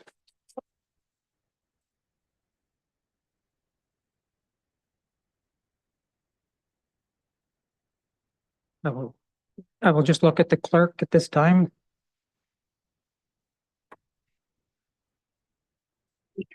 Through you, Mr. Mayor, since that motion failed, I would advise council to make a recommendation that describes the will of council, basically. Thank you. That's the question I was going to ask. So, council, what would someone like to put a motion on the floor?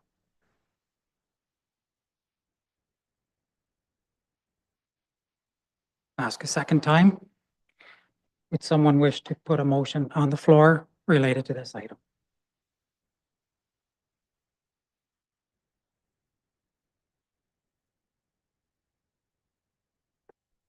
I'll ask the third time. Yes. Oh, okay. Ask the third time. It has to be acknowledged. And if there's any action that would be, you would wish, then we need that in the type of motion. Councillor Willis. I move that the report from the Development Services Division, October 22nd, 2024, Republic Meeting Recommendation Report, Brooklyn Fine Homes Limited 12-20 William Street Official Plan Amendment and Zoning Bylaw Amendment be received.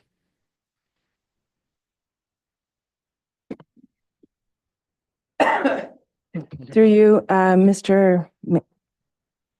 Mayor, I'm going to ask the planner to come up to speak to this item as it's, I think the decision from council is required so that the application is not appealed. Okay. Yes, Welcome thank you. Through the mayor, I echo what Ann said. So there needs to be a motion whether to approve or to deny. And Okay. so staff has brought forward their recommendation and it has since lost. So there need to be something So brought there forward. has to be a definite denial to it then. Okay. Councillor Willis? I'll amend my motion to include that the application be denied. Be denied. So moved. Do we have a seconder? Councillor Ennis. Any further comments from the mover? Seconder? Other members? Seeing none, call the question. All in favor? Opposed? Motion is carried. Thank you. And thank you. Thank you to staff for helping walk me through that. That was a unique one.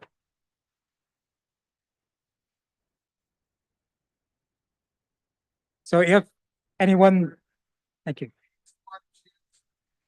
Anyone in chambers that doesn't wish to spend the rest of your evening here with the rest of the agenda, you're free to go and we'll just give a minute for you to exit quietly.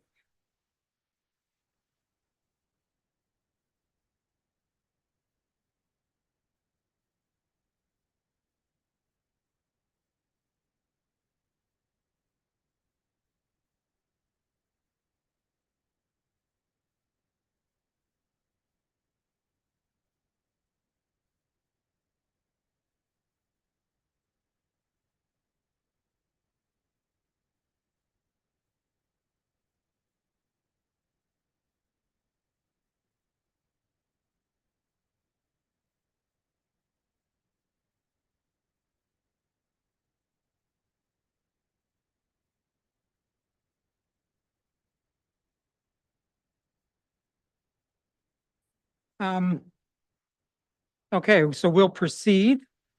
If I could just have some quiet in the chambers. Thank you. The next item up is public meeting recommendation report for Loyalist Estates mixed use development. So we'll go through the same process as last time.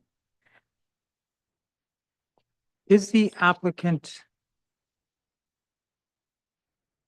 here this evening who wishes to speak virtually?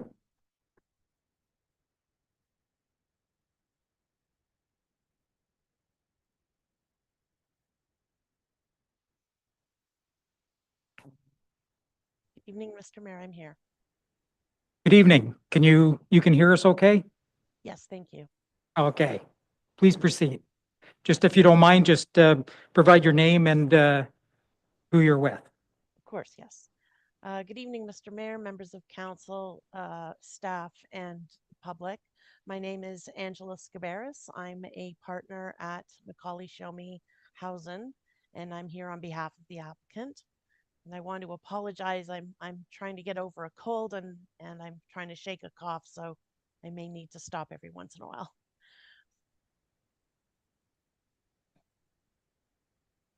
So I'm just going to call up the presentation.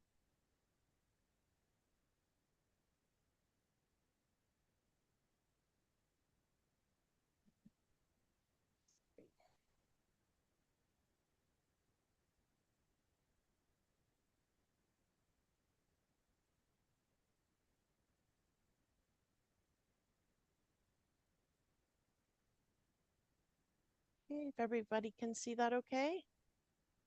Yes, we can. Great. So the purpose of the meeting tonight is to provide an update on the status of the development applications for the subject site. The staff, township staff, have provided a very comprehensive report and have recommended approval.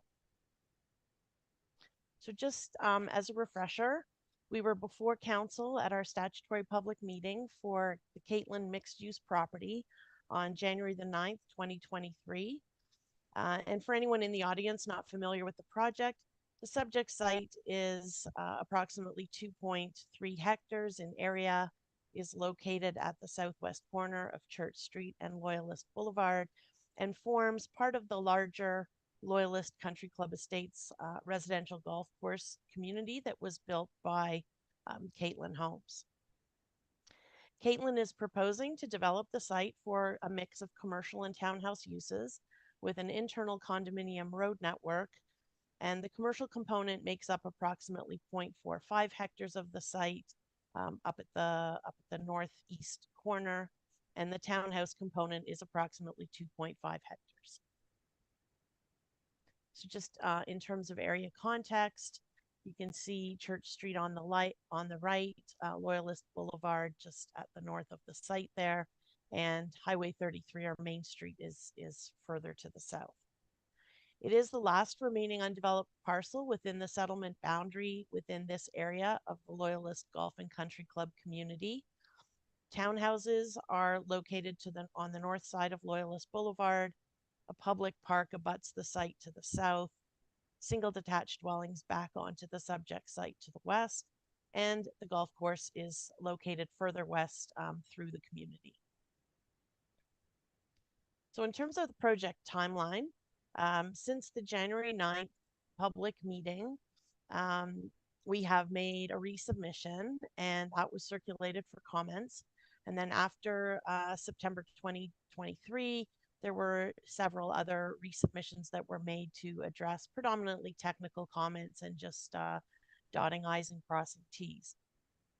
The most recent submission of September 2024 addressed the final outstanding items, and as a result, council has before it the conditions of draft approval and the proposed conditions of draft plan of common elements condominium, as well as the amending zoning bylaw.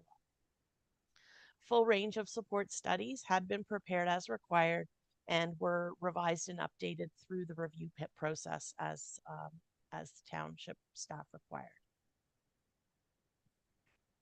In terms of the official plan designation, the site is designated commercial at the northeast corner, which permits a range of uses, and the balance of the site is designated medium density residential, which permits the proposed townhouses.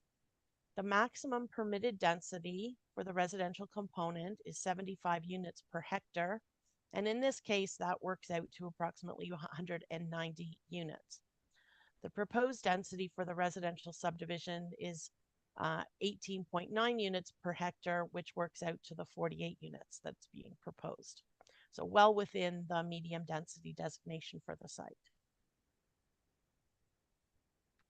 The existing zoning for the site is C4-8 with a hold provision on the commercial site. And it's a shopping center commercial zone. And the R5-4 zone is residential type 5.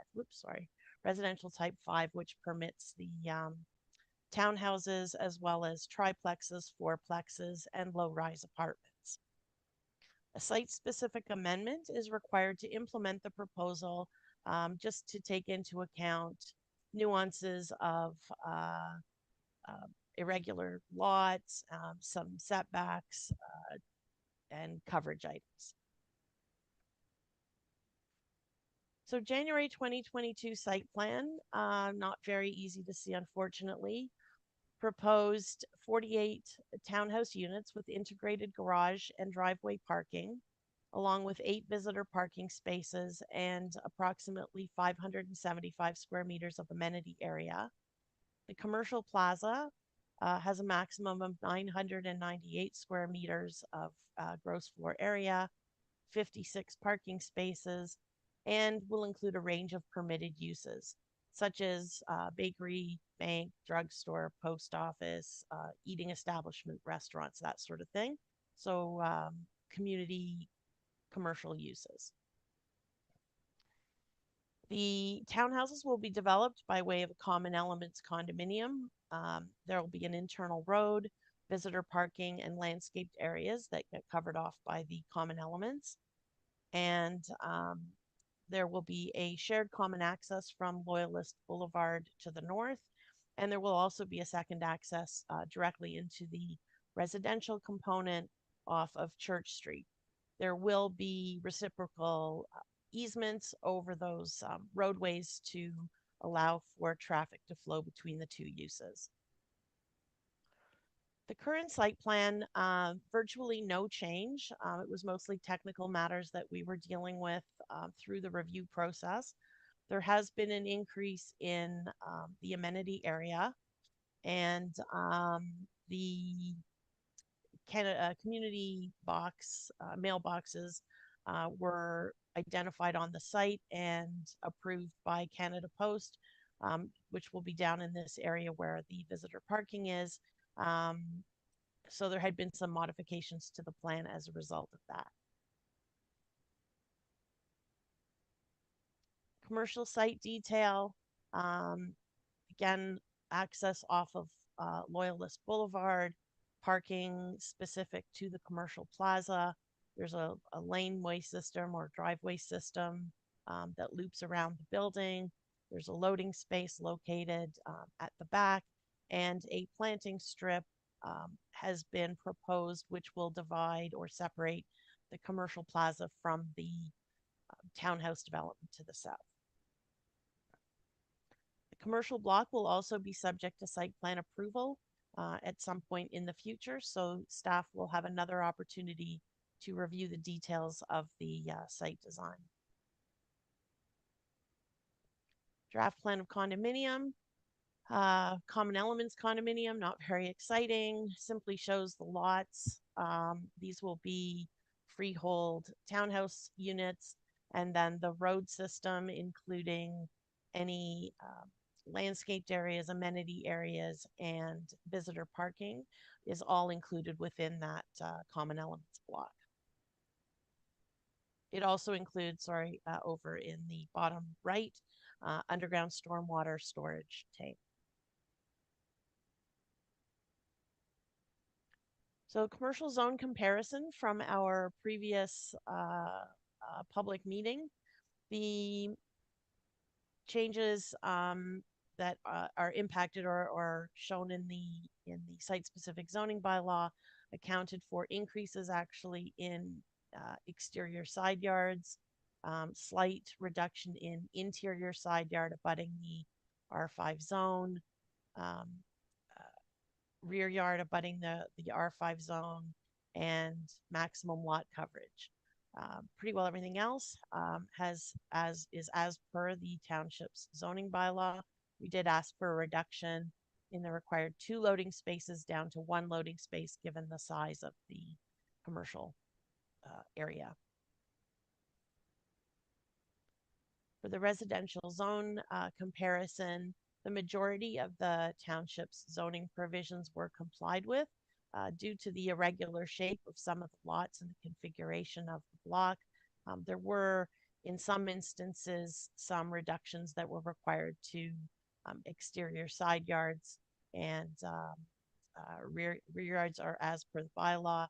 Again, maximum coverage has been increased. This is not across the development. It's for some site-specific lots that are irregular in shape. We do have some lots that are have as low as 25% coverage. So that was just to account for the worst case scenario. And recent questions that were raised by some of the residents. They noticed that some of the trees had been tagged and had raised questions about that. Those trees had been surveyed by the OLS, the Ontario Land Surveyor, and they will be reviewed by the arborist to determine health, which trees will be required to be removed for the development. They will prepare a tree preservation and compensation plan, and those will be conditions that are contained within the conditions of draft approval that will be further reviewed by staff. Issues during construction, that will be coordinated as well with township staff. There will be details such as erosion, sediment control, construction noise, similar construction details. Those are all regulated by municipal bylaw and will be as also conditions in the conditions of draft approval that will need to be satisfied by staff. Question with respect to fencing. There will be construction fencing and tree protection fencing for any trees that are to be retained. Privacy fencing will be something that will be discussed further with staff. Generally, between similar residential uses, you don't get privacy fencing, but there may be some opportunities in this instance, but that will be reviewed further and will be addressed in any conditions of draft approval. So in terms of next steps, Council has before it the staff recommendation report, contains the conditions of draft approval, the conditions of draft plan of common elements condominium, and the draft amending or implementing zoning bylaw is contained within the report. And as I said, site plan approval for the commercial block will be submitted at a future date. For residents who are listening or who are not familiar with the subdivision process, the conditions of draft approval are required to be satisfied by the applicant. There are quite a number of conditions, and some of those get put into a subdivision agreement. Once all those conditions have been satisfied and the agreement has been executed, securities and fees are paid, the subdivision will be registered, and site works can continue at the execution of the agreement. A separate site plan agreement will be required for the commercial block once all the details of that review have occurred, and that is required. That agreement is required prior to the issuance of a building permit. So I've gone through everything fairly quickly. Happy to answer any questions. But as I had said, very little has changed. It was mostly technical matters that have been addressed through the last few resubmissions. Okay, thank you. I'll turn to council. Are there any questions from council at this time for the developer? Councillor Boudreau. Just one quick question. The two lots in the southeast corner coming off of County Road 7, it's saying slab on grade only. Is there a specific reason for those to be slab on grade only? Through you, Mr. Mayor, I'm going to ask Roderick Sutherland of Caitlin if he can respond to that. Yes. Good evening, everyone. Roderick Sutherland, Senior Development Manager with Caitlin Corporation. Yeah, we've explored multiple scenarios in terms of, servicing the site. And due to the existing location of the sanitary sewer, we needed to keep those particular lots at slab and grade. But it's all driven by the existing sanitary sewer. Any other questions at this time from council? Seeing none. Thank you for the presentation, and we'll move forward to staff's information. So thank you for coming this evening and providing that.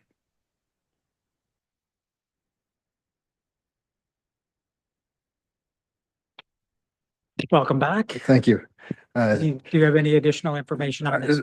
Through the mayor, Angela did a very good job at outlining the present or the proposal, and staff would just like to reiterate that we are recommending approval on the basis that it meets the intent of the provincial policy statement, as well as the township official plan and the county official plan. And we're here to answer any questions, as is Sean Leger, who acted as a planning consultant on behalf of the township for this application. Thank you. Council, any questions for staff this time? Councilor Parks. Thank you, through the mayor. I'm not sure if this is actually for staff or if it was for the consultant.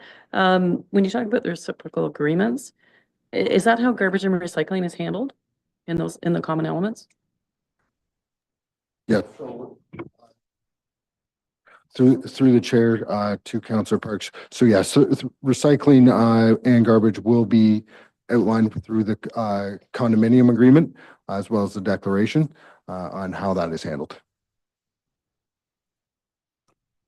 Any other questions from council at this time? Seeing none. Thank you. Did you have one? Oh, we still have to go through the public. So at this time, we'll open it up to the public. Is there anyone in the audience in chambers that wishes to speak to this evening? Okay. The one on the end, that makes it easy. If you could come up, and Deputy Clerk will assist you here. Are you presenting together or? Okay. Okay. It's different for a lot of people unless you're here regularly. Okay. At one point, I didn't understand it either. So please just provide your names and address and provide us with your Okay. information. I'm Annette Allen from 22 Abbeydorn Drive. And so our property, we're a small single detached property that the proposed development backs onto. And in my particular instance, we're the property where the development is closest to us. It's only about 20 feet away from the back of our property. So it is very close. On the development, we have no boundary fences. And so at the moment, at the back of our property, and I did submit some photographs and what have you to the council so they could see, we have trees, and we knew that when we bought the property, the trees were outside of our boundary area, but they are a screen, that creates privacy for us to enjoy our own property. Those trees, I suspect now, seeing the plan, will be, ripped out. They'll be taken down. And so we will have nothing at the back of our property. It would just be open to the development for the period of construction. And I do understand that the developer will put a perimeter fence around, but once the development is finished, well, the development could take 2 years or whatever. And, we will have nothing except for the red flimsy mesh construction between us and the development for that period of time. So that is a area of concern for us. But also the trees are a haven for wildlife. And, you know, being removed, I don't know what the developer's plan is to hopefully keep some of the trees. They're mature trees, you know, 30 years old or more, rather than planting, you know, like smaller 5-year-old trees. It takes away from it. One of the areas of concern as well, reading this report, is the blasting. With our property being so close to like 2 of the particular buildings, what safeguards do we have as homeowners that, you know, our property will be, you know, monitored to see if it is affected in any way by the blasting? I don't know what protection we have. And in terms of trees, there is a tree on our property which is right on the boundary, and it's been tagged by the developer under the tree inventory. But I understand from my own personal research that the tree comes under the Ontario boundary, forestry boundary tree, where it would be jointly owned by us and the developer because it is right on the boundary. And I would just be, I've taken photographs and what have you, you know, I really don't want to lose that tree because it's beautiful. And it will give us a bit of a natural break from the development that's there. And quite honestly, I don't know how these things are going to be addressed, or if they're addressed as the process goes along. So I'm following the same process I did last time. There's going to be an opportunity for the developer to come back and staff to come back. I see some writing feverishly, so that when staff or the developer comes in, they can help shed some light on your questions and concerns as well. Okay. Yeah. That's why we're receiving, but there is an opportunity. Okay. I'm Sue Nilsson, and I'm number 26 Abbey Dawn. So on the drawing, we have the property that is at the very far corner, and part of the developer will be right in the middle of our backyard. So a number of things that I had concerns with. First off is we do have an irrigation system there. There is one piece that's still, we can have it moved. Just wondering when we need to have it moved, when would this construction begin, given the approval goes ahead? Also in the same area in the back, in the spring, the water pools there. It's a drainage area. Wondering how the new development is going to affect our current drainage in the backyard. The hours of operation, would just be interested to know for the noise and whatnot, how soon our bedroom goes into the backyard there. Just wondering how soon we're going to be getting up in the morning, and how high are the build? Is it there's going to be a wooden fence, I understand, but will it look down into our yard? And once approval goes ahead, how soon would trees begin to be removed? Those were just some questions I had.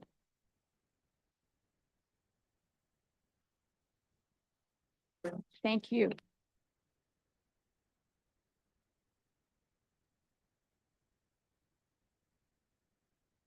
Is there anyone else in chambers that wishes to speak to this item from the public? All clear, James. Come on back. Hey, sorry, I have to verify. You had a list to go down, right? You were ready to go. Right, thank you through the mayor. Yeah, so we did take notes of the public comments, and I can outline responses to majority of them. The first being in regards to the keeping and preservation of trees. So as part of the draft plan conditions for the subdivision is a tree preservation plan. So that would be the inventory that Angela spoke about. So the trees are inventoried, and then an arborist reviews which trees can be kept, which trees have to go, and protection for that. So as part of the detailed design and the draft conditions, that would have to be submitted and reviewed by staff. Then in terms of fencing, there is as well a draft plan condition, which requires a landscape plan, which also has language that speaks to buffering, fencing, and planting trees if need be for planting. So that would also be reviewed as part of the detailed design to ensure that any appropriate buffering or fencing that's required would be implemented. Then in terms of blasting, so there are legislation requirements for blasting. So any blasting that could impact nearby homes, there is what's called a pre-screen that a third party goes in and takes pictures to ensure that it looks at the foundation. So that way, if there are any impacts, there's that pre-screen to say, okay, hey, you guys did mess up my foundation, and that can be taken care of appropriately. So that does have to follow the proper legislation. In terms of water pools and drainage, again, as through the detailed design, there would be a full stormwater management design that would ensure that there wouldn't be any drainage concerns or drainage onto neighboring properties, and that the water and stormwater is taken off and onto into municipal ditches and drains as appropriate. In terms of the irrigation system on the property, I would leave that to the developer and the landowners to discuss privately. It's between two landowners. And then hours of operation, that would have to follow our noise bylaw. Unfortunately, it's escaping me, but I'd be more than happy to follow up with the member of the public with that bylaw tomorrow. Okay.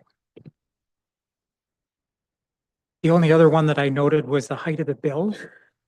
So yes, so it would follow the minimum standard. So there's no alterations to that request. So the maximum height would be 10 meters, which is standard for all residential development, low density, medium density development in our zoning bylaw. Okay, thank you. Councillor Willis.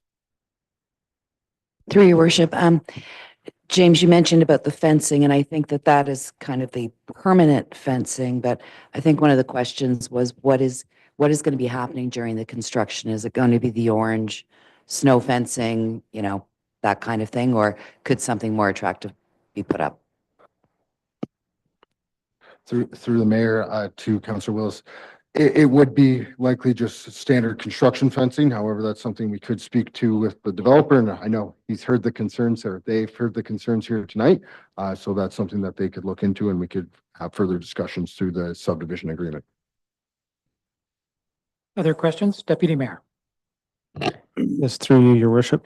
In terms of the tree preservation plan, even though the residents may not be able to provide comment, is it possible to circulate that report to the affected residents with regard to their personal trees, just for their own information? From my understanding, yes, as is part of it would be submitted the same way as a traffic study would be submitted for a subdivision application. So it would be public information. Councillor Ennis. Thank you, through the mayor. The lands are already designated commercial and medium density residential. Just out of curiosity, do we know from what year were they designated as such? Excuse me, through the mayor to Councillor Ennis. I don't know the exact dates of designation in the official plan. What I can say is I know they were definitely rezoned, I believe in 2003 to the current zoning, and then a further housekeeping amendment was done to the commercial lands in 2013, I believe, to recognize the boundaries, because they were a little wonky, and so the current form and what's being proposed today was formalized, I believe, in 2013 or 2014. Other questions from council? Seeing none. Just one that they mentioned that after any trees that have to be removed, there's going to be a compensation. Is that something that's done during the site review, or is that at the developer's call? Through the mayor, unfortunately, we do not have compensation within our bylaw. However, through the landscape plan in the subdivision, we do try and get as many trees as possible. And so where possible through that landscape plan, if there's could be a tree in a right of way or within that right of way, as Luke described earlier, we ask for the trees to be there. So while we don't have exact compensation tree for tree in the bylaw, we do try and make up to have as many trees planted where possible in the development. Okay, thank you. I guess I was referring back to the presentation from the developer that was mentioned about compensation. So I was just looking for. Okay. Any other questions from council? Seeing none. Thank you. Appreciate it. Council, we have the report before us. I'll take the motion first. Do we have a motion? Councillor Broderick. Thank you, Your Worship. I would recommend that the report from the Development Services Division dated October 22nd, 2024, Republic meeting, recommendation report, Loyalist Estates mixed-use development, draft plan of condominium file number D07042022, draft plan of subdivision file number D12-293-2022, and zoning bylaw amendment file number D1405-2021 be received, that the inclusion of a revised definition of front lot line in the proposed zoning. If you wish. Okay, you got it. Okay. I'm on a roll. Does not require further notice as per section 3417 of the Planning Act, that the engineering and environment manager has confirmed the proponent has the required water and wastewater capacity within their control, and they are electing to allocate necessary units to the respective developments. That the application to amend zoning bylaw D1405-2021 be approved, and that bylaw 202491 being a bylaw to amend the shopping center commercial exception 8 holding C48H zone and the residential type 5 exception 4 holding R54H zone to permit site specific performance standards be passed, and that the draft plan of subdivision application D12-293-2022 be approved subject to the conditions that follow in the report. Thank you. So moved. Seconded by Councillor Willis. Mover, any comments? No, sir. Seconder? Anyone else? Okay. Seeing none, call a question. All in favor? Motion is passed.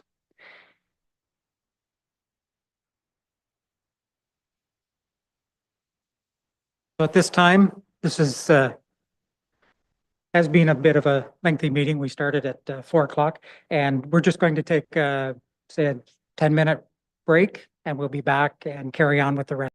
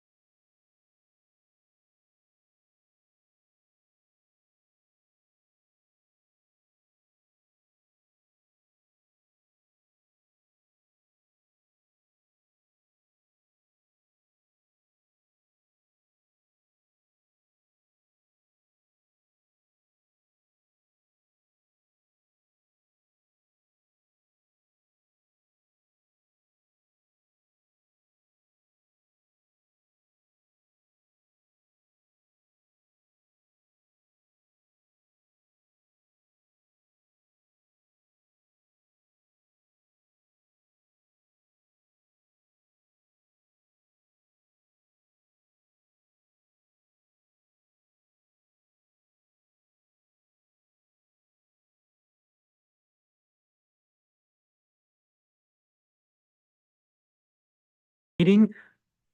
Continue on with the agenda. So the next item is open forum. So with open forum, the 15 minutes of the meeting has been set aside for open forum. Any individual may address council regarding an item on the agenda, excluding matters under the statutory public meeting section on the same agenda. Each person has 3 minutes to speak.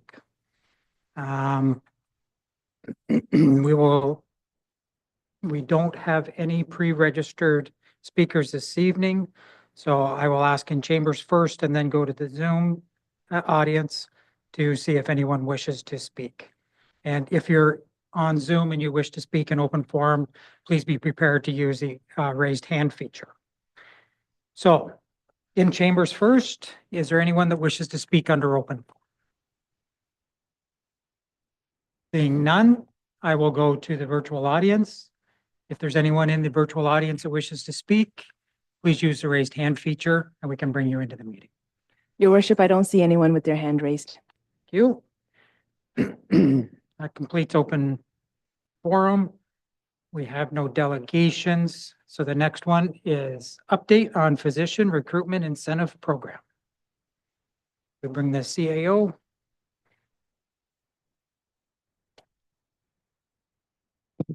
Thank you, Your Worship. I'm pleased to report we're in the position where we have early uptake of our physician recruitment program.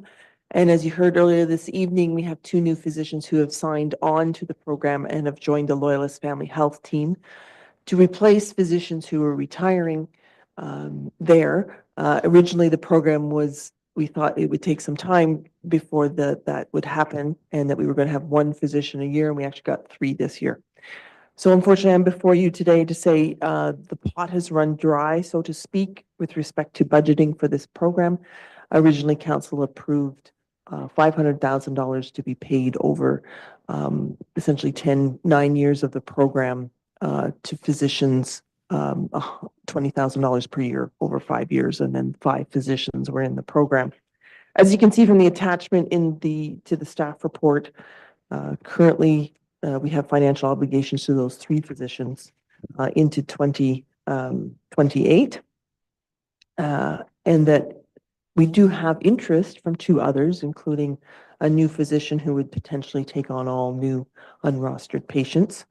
To do that would be a significant increase in the operating budget or alternate funding, and staff are pointing out there's still the community grant available if council wishes to do that to fund this program.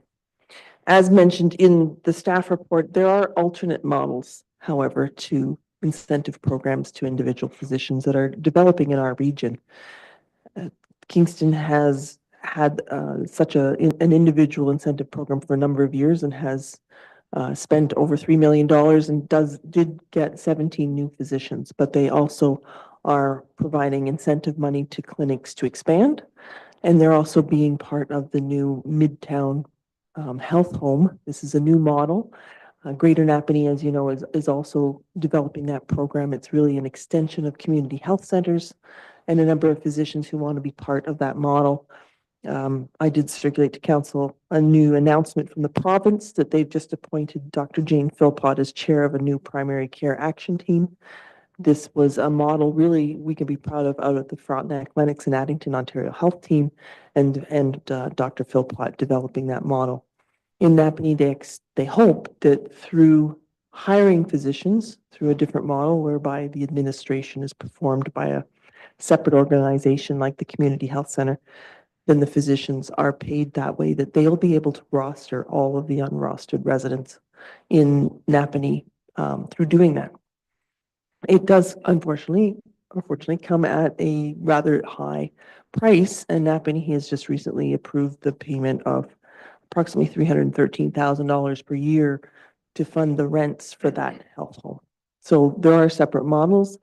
I'm coming to council. I don't have a recommendation of how we fund this. I think it would be a bit of a shame if there were new physicians that may come, but we don't have incentives unless they go elsewhere. But with all budgets and rising costs in lots of areas, The budget will be constrained, and I'm just looking for direction whether council wants to continue in some way. We can put some money in the budget to look for new physicians or fund it another way today. Thank you. Any questions or Councillor Willis? Thank you, through your worship.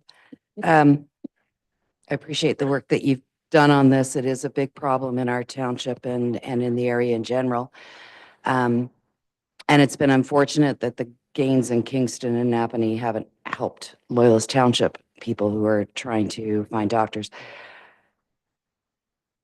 I will go back to, this is a provincial problem and they should be funding it. And this is a downloading to municipal taxpayers. So that causes me concern.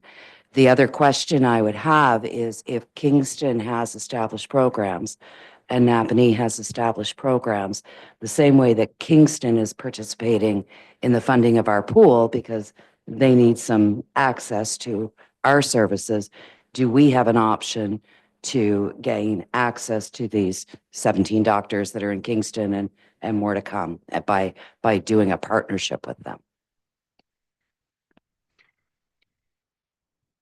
Currently, I guess the rostering of patients is controlled through Health Connect, and due to the universal need for these and regional money that's being set, Health Connect sets the limits in terms of who those new clinics and new physicians are able to accept.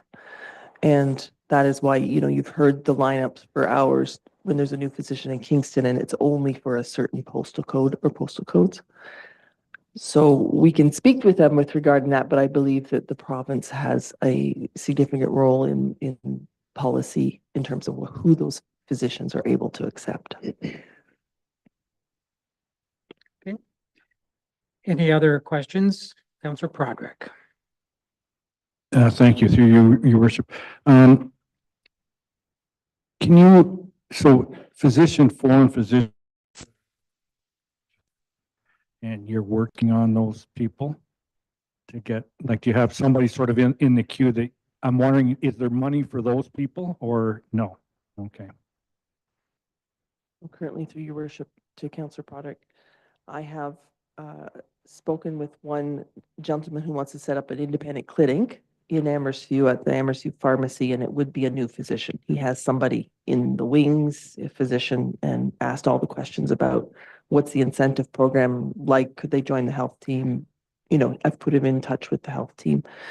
And he was looking to do that this fall, early New Year. And then I was also approached by another doctor at the Loyalist Family Health Team who is retiring in 2025 and wishes to be able to offer this incentive program to be able to get filled his retiring position. Any other questions at this time from council? I've got one. Just recently, I've got to know a little bit better, not a lot. The pharmacist using, it's similar to the old the virtual doctors. There is a doctor or some doctors that provide those services, and the pharmacist in Bath actually has it. And it doesn't matter if you're rostered or not, you can go there and it costs, there are fees. I don't know what they are. I just kind of have a little bit of an overview of how it's run.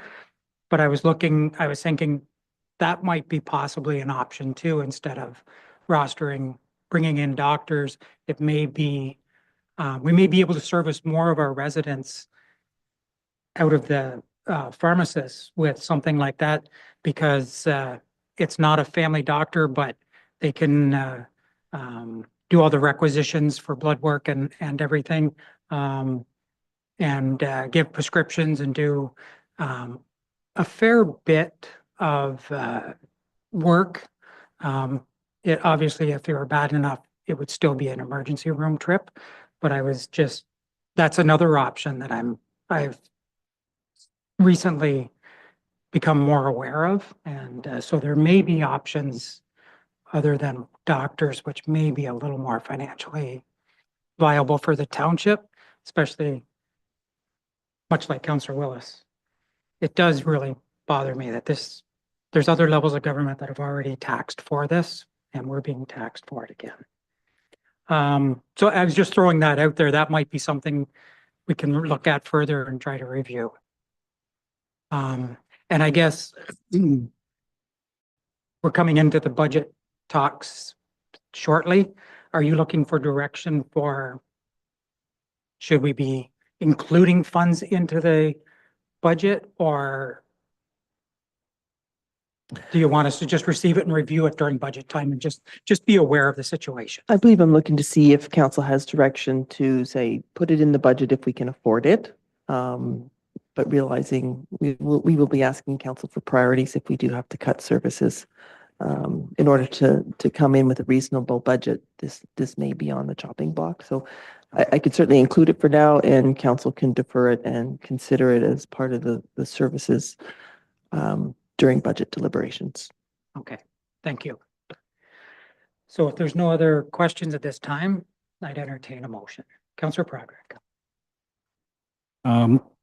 Recommend that the report from the CAO's office dated October 22nd, 2024, re-update on physician recruitment program be received, and that council direct staff on the incentive program for 2025 and possible, what's the word I want? Budget, possible budget funding models. Okay, so moved. That adequately cover? Okay, just making sure it covers all the bases. Do we have a seconder? Councillor Parks. Mover, any comments? Yeah, just through you, your worship. We had two doctors here, and I don't know what it cost to get them through to the process, but I said to Councillor Willis, there's 45 years of doctors in Loyalist. So I think it's worth the investment. And I know it's, it's the tax thing, it's that, but provincially, we're at a crisis in this. And I think anytime we can get a doctor to serve our populace, especially these young doctors, you hope, they're young families. Loyalist is a good place for them to be. And I think it's worth the investment. And I guess the big question is, where do we get the money to invest? And I think we have to do it. Okay, thank you. Seconder? More just a comment. Personal experience with this, I've been without a family doctor for almost 2 years. I do use the pharmacy program. It works well. It is mostly covered by OHIP, so there doesn't seem to be any additional cost that I've experienced yet with that. However, my family doctor was originally from Napanee. And with the new doctors that are coming into Napanee, I just kind of assumed that because my family doctor retired from Napanee, that I would go on the wait list for Napanee. And that's not the case. It's specific to where you live. So I think as Loyalist Township, we need to start to encourage those doctors to come into our community because we're sandwiched between Napanee and Kingston, and that seems to be a problem. Other comments? Councillor Ennis. Thank you. Through the mayor, just to comment on the health home model. I think that's probably the way of the future. And it's also to have an interdisciplinary clinic. I think it's also a venue to access provincial funding. If you can get a proposal together for your area. So just to say that I would be supportive of Loyalists continuing to look at that model as an option in the future.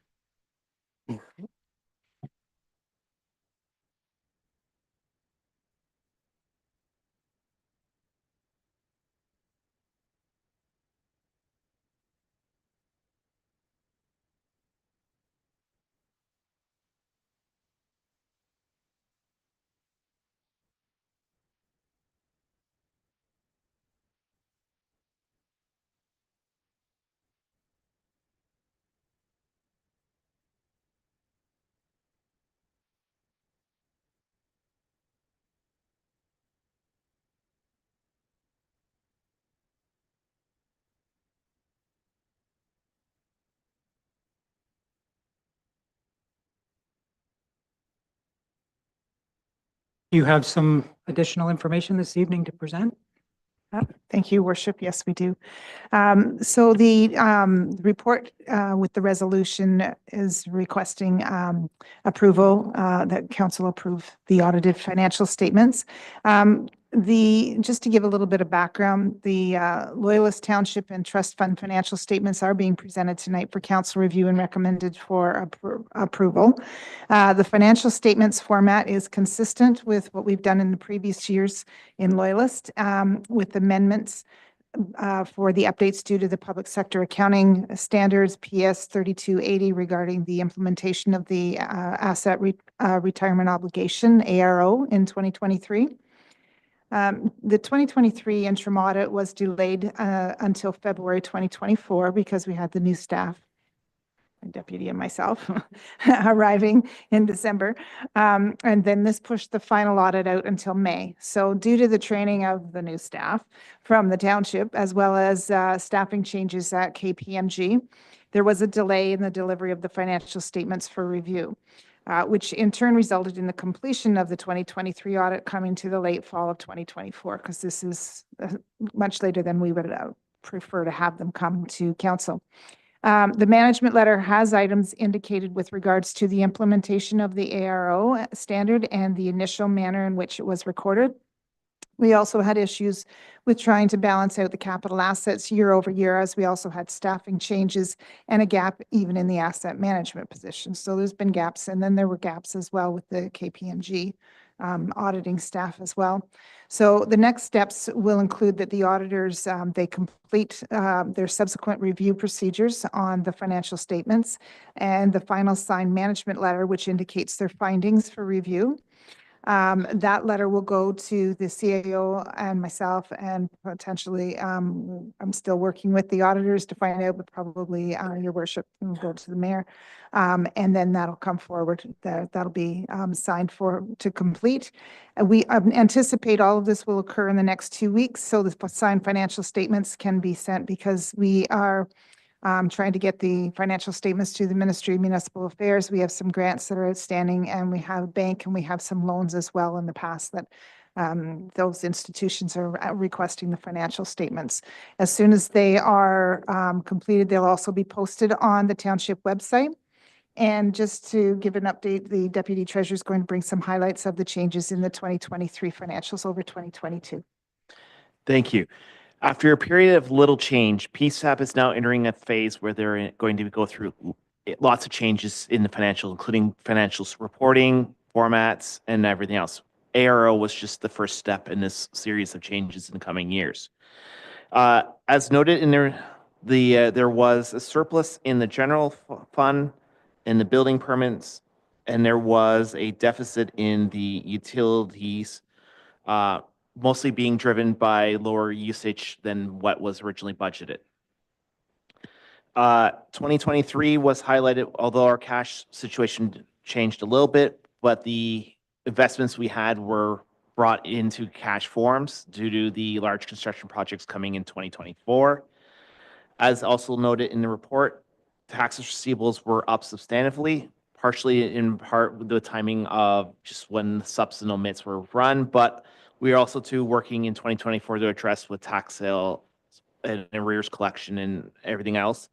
And as noted, the ARO was a substantive change going from the existing landfill closure liability to the new standard, which also included things like asbestos and other aspects that are required to be abated when retiring buildings.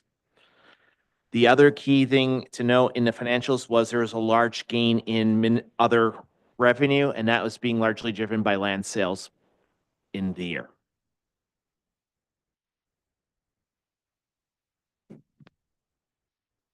Thank you. So going forward, we're going to be, we will be updating the financial statements and reviewing. This is for 2024. When we go forward with 2024, it'll be coming a little bit earlier. It will be coming a lot earlier.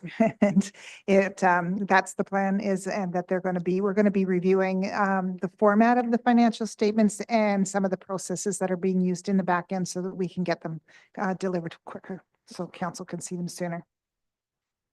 Good, thank you. Any questions for staff at this time from council? Councillor Willis. Your worship. You mentioned that there was a shortfall in the utilities because there was less usage than we anticipated during the budget process. Is that going to be a problem going forward? Because we've had utility rate studies and we've set those rates. And do we have a problem that we need to address there? Through you, your worship, and I can defer to manager of water operations, but the right now it's the revenue fees that are low, and they're low because my understanding is that the rates were kept low in previous years and they weren't elevated to the level that was recommended in the user rate studies. But also there's been a decrease in the usage, which is probably a good thing. People are using less water. However, it's the other side of the coin where we are not receiving the revenue that we need to cover all of the operations as those costs escalate. But there is the next part on the agenda. You're going to see the new water rate study that's coming forward, and it's going to probably address all of those concerns. Thank you. Councillor Broderick. I'm going to show my ignorance here through the mayor. Long-term debt. So if I look on that page, it says Condominium, $1.75 million bank loan due January 2025. Does that mean we're paid it off and it's done? And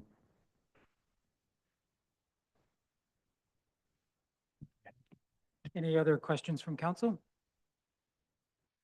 Seeing none, thank you very much. We have the report with a recommendation. Council, would someone make a motion? Councillor Ennis. Thank you through the mayor. Move that the report from the Finance Division, October 22nd, 2024, 2023 year-end financial statements and net surplus be received, and that 1, the draft 2023 audited financial statements be approved. 2, the draft 2023 audited trust fund financial statements be approved. 3, the 2023 audited financial statements be filed with staff with the Ministry of Municipal Affairs and Housing. 4, in accordance with the operating surplus and deficit management policy, distribution of the general rate, net surplus, and recovery of utilities rate deficit be as follows. A, 201,816 to the general rate capital reserve fund. B, 3,844 to the building permit rate stabilization. And C, 694,340 from the utilities rate stabilization reserve. So moved. Seconded by Deputy Mayor. Any comments from the mover? Just thank you to staff for keeping the books in order. Seconder? Other members? Yes, thank you very much. It's been a very busy year for you, as you'd mentioned, and but we made it. With that, I'll call the question. All in favor? Motion is passed. Now we would entertain a motion to move into Committee of the Whole. One more? We do have one more. I might be rushing. It's a little later. Economic or by the lake. Good evening. Do you have anything to add to this item? Nothing further to add, Your Worship. Thank you. We do have the report with recommendations. I would entertain a motion. Councillor Willis. I move that the report from the Development Services Division, October 22nd, 2024, Ora by the Lake Subdivision, Phase 1, lots 19, 46, 49, and 50, part lot control request be received, and that bylaw 2024-89, a bylaw to lift part lot control requirements for lots 19, 46, 49, and 50, registered plan 29M-68 for the Ora by the Lake subdivision, Phase 1, plan of subdivision be enacted and passed. So moved. Do we have a seconder? Deputy Mayor, any comments from the mover? Seconder, other members? Call the question. All in favor? Motion is passed. Now we would entertain a motion to move into the Committee of the Whole. Councillor Broderick? so moved. Moved. Seconded by Councillor Ennis. All in favor? Motion is passed. We will just take a minute to switch spots and get set up.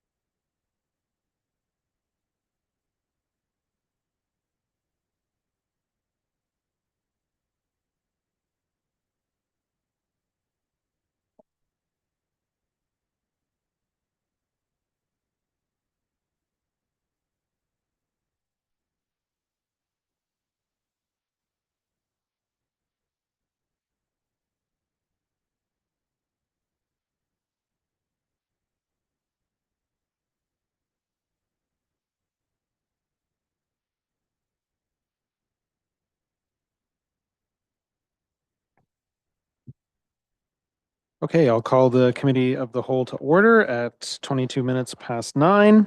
Are there any declarations of pecuniary interest or the general nature thereof? Seeing none. Items for consideration, 13.4, review of the refreshment vehicle bylaw. And I will turn to the clerk and or the director. Through you, Mr. Chair, I don't have any additional comments. Very well. Turn to the committee then. Any questions for staff in relation to the report? Councillor Broderick. Through you, Mr. Chair, just a question about the fees on page, I guess, 7 of 43. A renewal fee, what is that for an applicant who had a previous license to sell the goodies? Through you, Mr. Chair, yes, that's correct. It's a renewal application fee. So if an operator had a license with the township previously, they would be charged a lesser amount. But they'd still have to follow through the process, right? It's not an automatic. That's correct.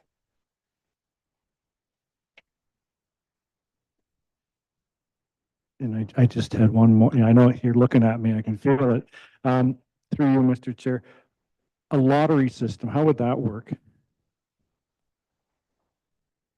So through you, Mr. Chair, to Councillor Broderick's question.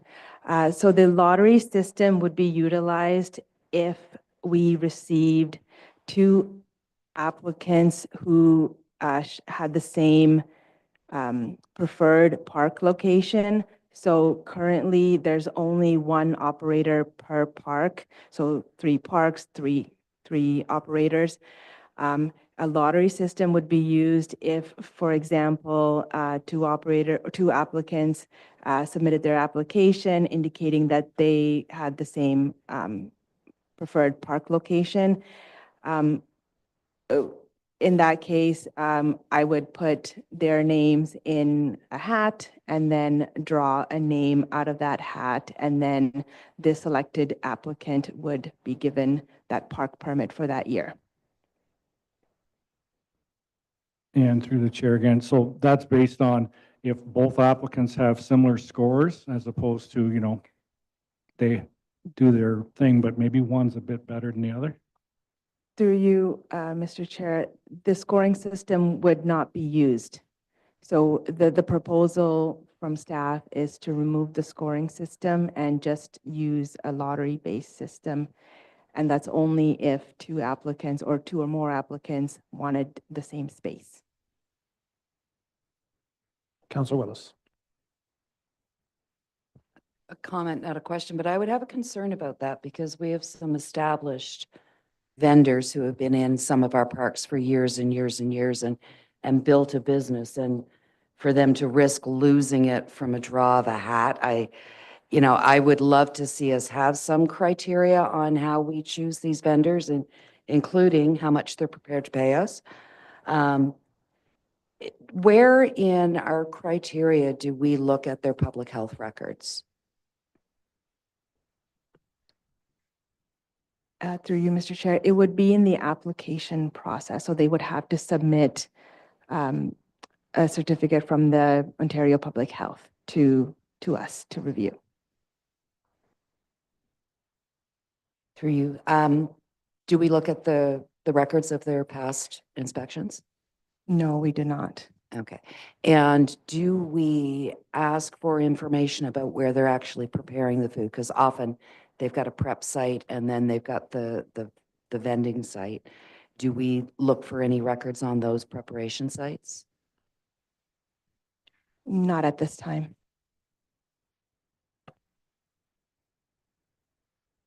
Committee? Mr. Mayor. Thank you. Through you, I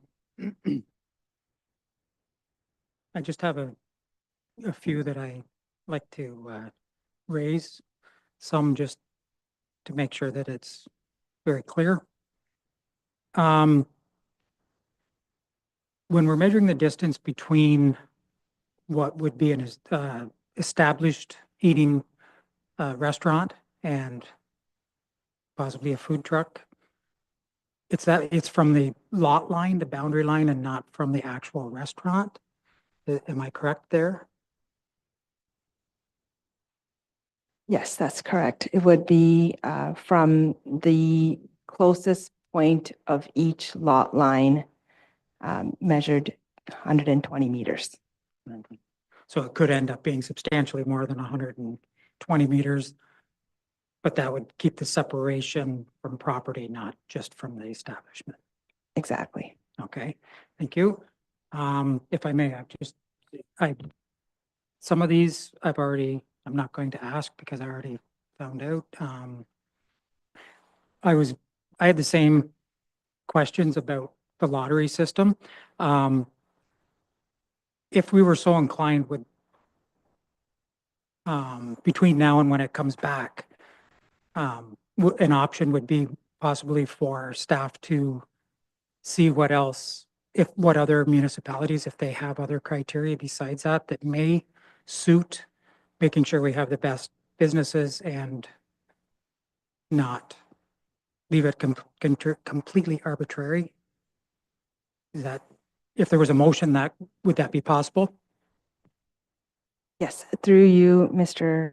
Chair, to the mayor.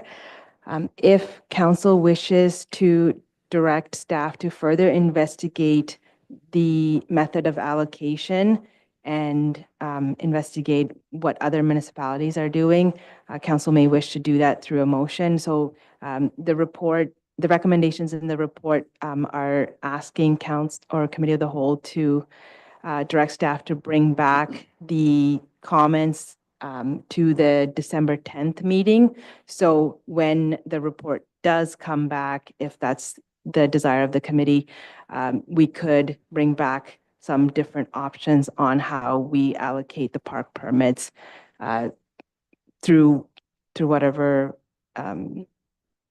method we discover. Okay, thank you. And my final question, on page 8, it deals with operators with licenses from other municipalities. I noticed that all of the municipalities surrounding us were included with the exception of South Frontenac. It's a boundary municipality as well. I was just wondering if that was what the reasoning was behind that, or if it was just the option still there to add it. Through you, Mr. Chair, to the mayor, we did have a chance to review South Frontenac's licensing bylaw. It is included as a link in the report. In terms of classification, I didn't find any information on how they classified their refreshment vehicles. I think that's one of the reasons that it's not included in that section of the report, but it was reviewed during the initial review of the bylaw. Good, thank you. That's all. Further questions, comments from council? Councillor Parks, and then I'll come to Councillor Willis. Thank you, through the chair. This is just more a comment.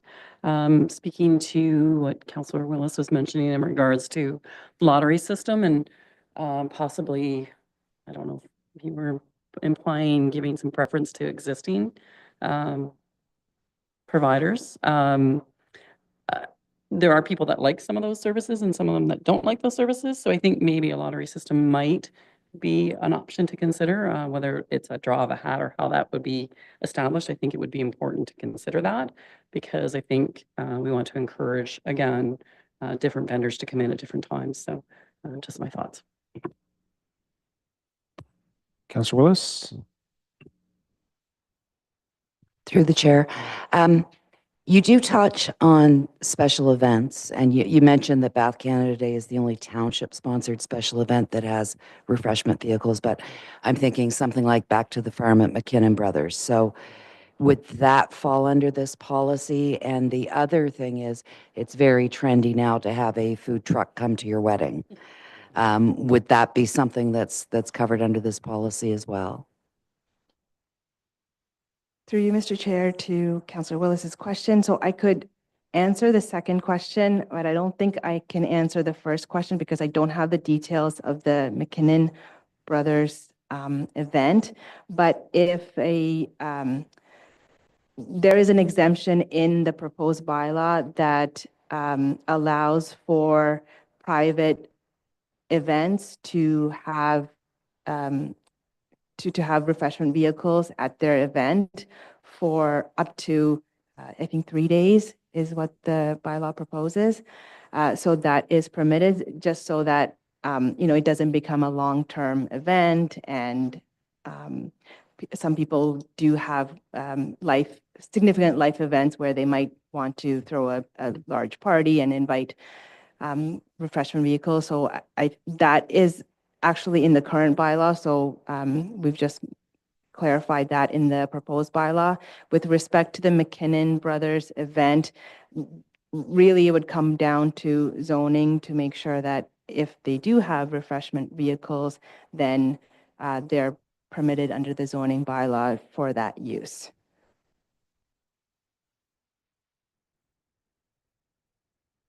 This is more just a general comment.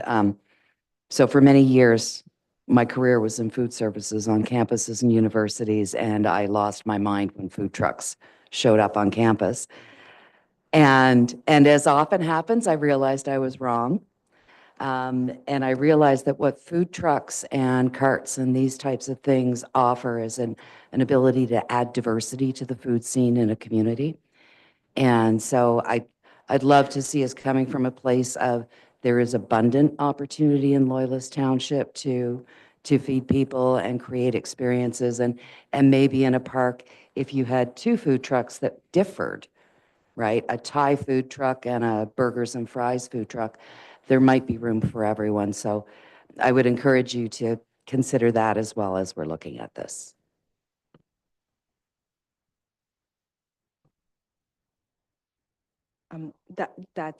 That's a really great point, Councillor Willis. The proposed bylaw permits the Director of Community and Customer Service to make that decision on a case-by-case basis. So for example, if we did have a hot dog cart and a food truck wanting to share the space at a parking, at a park, then the director would be able to make that decision based on the amenities available and what the food trucks are actually looking for. And this is very similar to what the town of Napanee utilizes that process. And I just wanted to add, with respect to park permits, it's not a forever permit. The operators are required to leave the park on November 30th in the current bylaw. So we just need to make sure that, I think one of the proposal in the bylaw is to have enforcement mechanisms so that when bylaw enforcement officers do go to these operators to to ensure that they're complying with the bylaw, then we have appropriate mechanisms to enforce those kinds of rules. Committee? Okay. We do have a recommendation. I note that I think there's some consensus, if I'm not mistaken, around producing more options for allocation. I'll just turn to the clerk. Could that be added potentially to item number 4 then in the recommendation? To include multiple options for allocation in addition to the lottery system Yes. in the report? Yep, come over to that effect. Mr. Mayor? So moved. So moved. Seconded by Councillor Parks. Any comment from the mover? No, it was due to be reviewed and I'm Thank you. Through the chair, I just want to thank staff for doing this. This was my motion originally that I brought forward, so I appreciate the work that's gone into this and look forward to seeing the final. Call the question. All those in favor? Motion is carried.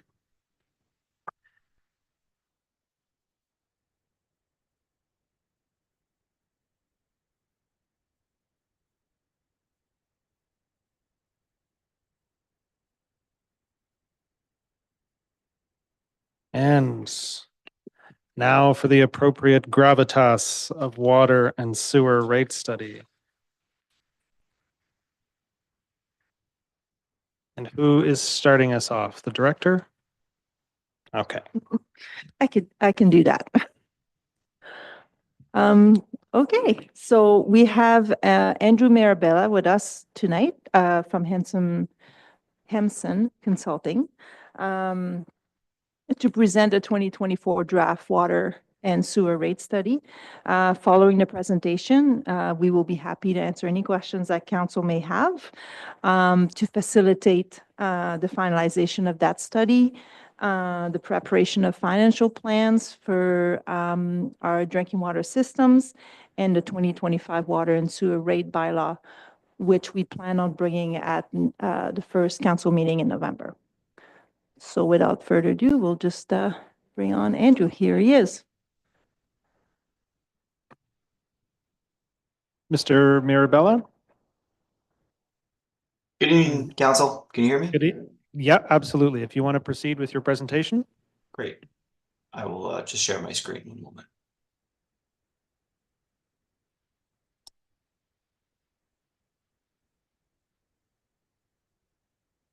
Okay. Great. Good evening, everyone. My name is Andrew Mirabella, associate partner at Hemson. Really, the intention of today's presentation is just to provide council with a bit of information on the water and wastewater rate study and some of the results that we've done thus far with our consultation with staff. So if we want to go through just some of the discussion topics, we'll obviously provide an overview of the results. We'll go through some of the key inputs into our study. I'll start off with a bit of a background, an overview kind of our existing situation. We'll go through some of the connections and consumption projections. We'll talk a little bit about our projection and operating costs, our capital budget and our capital forecast that we're using for the preparation of our rate analysis. And then we'll look at the calculated water and the wastewater rates, how those rates impact on a typical user. And then with that, the other key output of the rate analysis would be the results on your utility rate reserve funds relative to the township's existing policy on reserves and how they benchmark against those.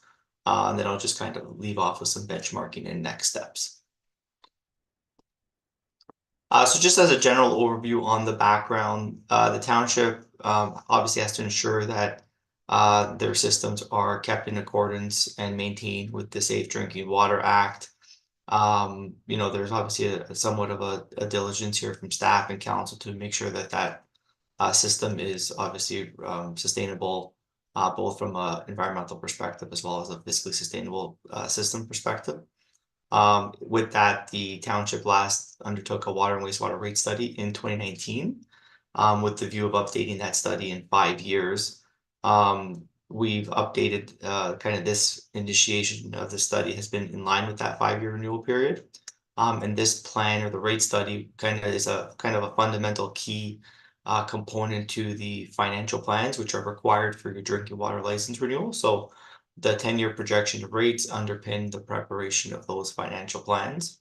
One of the things that we'll touch upon, and just kind of coincidentally, the rate study in 2019, kind of was done on a kind of a pre-COVID level, not kind of knowing what the world was going to happen in kind of a few short months after that.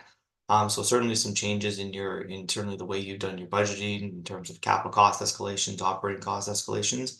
And this study is kind of obviously picking up from that point on now, recognizing during that period of time, you've done some kind of holding of the line on some of the water and wastewater rates, which is kind of a little bit different from the results of the last study.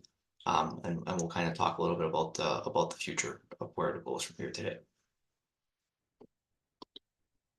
So just in terms of the township's existing water and wastewater rates and the structure itself, water and wastewater, there's charges that are independent for each system.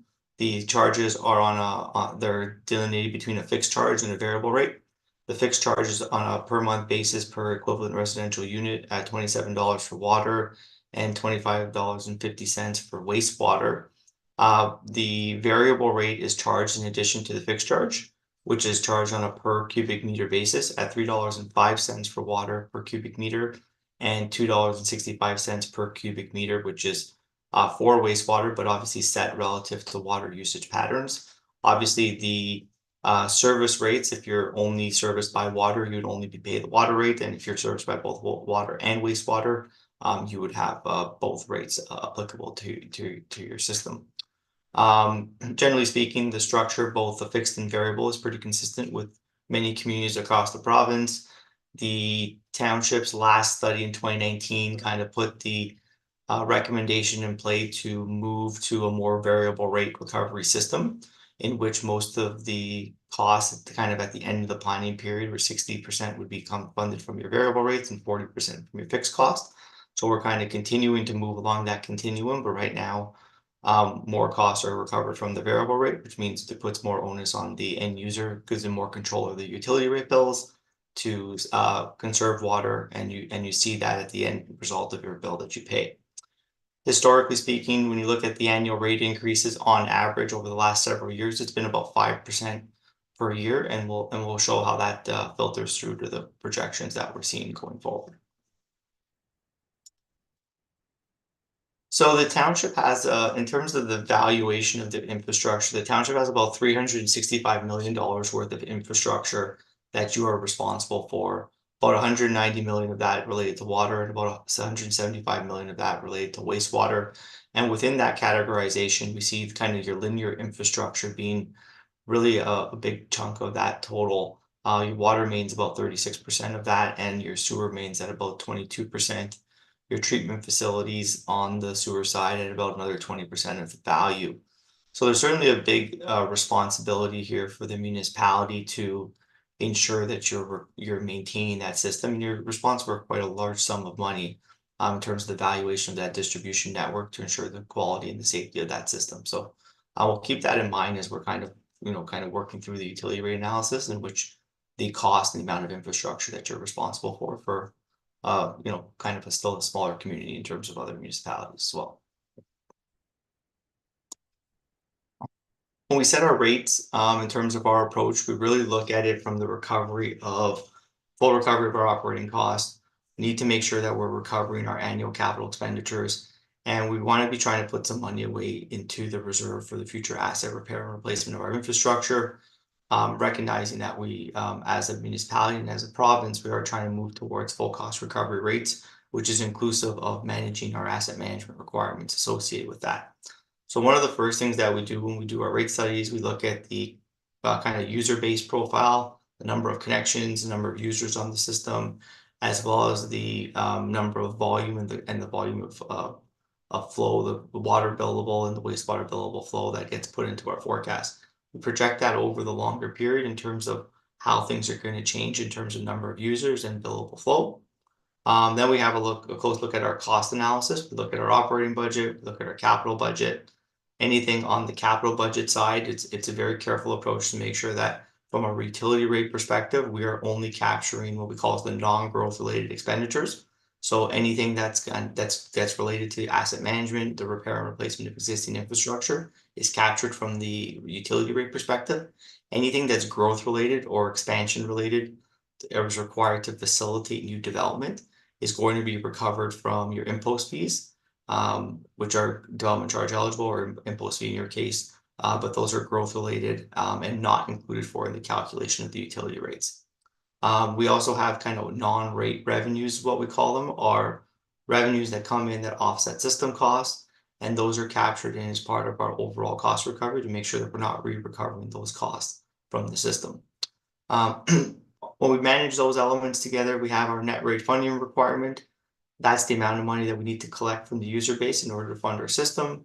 The costs are then divided out between our first step in the process is our user profile, so the number of users we have on the system, as well as the amount of water that's going to be billed out to the end user, and that gives us our water and our wastewater rates for recovery. So just to provide a bit of an overview of kind of some of the trend line in your billed water consumption over the period, kind of tracking back to 2008, we have kind of fairly stable flow there's a couple of kind of nuanced years in 2011 and 2014 in terms of kind of spike in activity, but certainly the outliers in the trend line. But even with the growth that's been occurring, you always want to look at the average consumption, and it's kind of remained fairly stable. And it's actually been declining a little bit since that 2008 period, which tells us that even with the growth that's occurring on a per capita or per connection basis, people are in the municipality are using less water. There's been a little bit of an uptick if you see kind of during the COVID years of 2020 and 2021, which I can probably attribute to people working from home.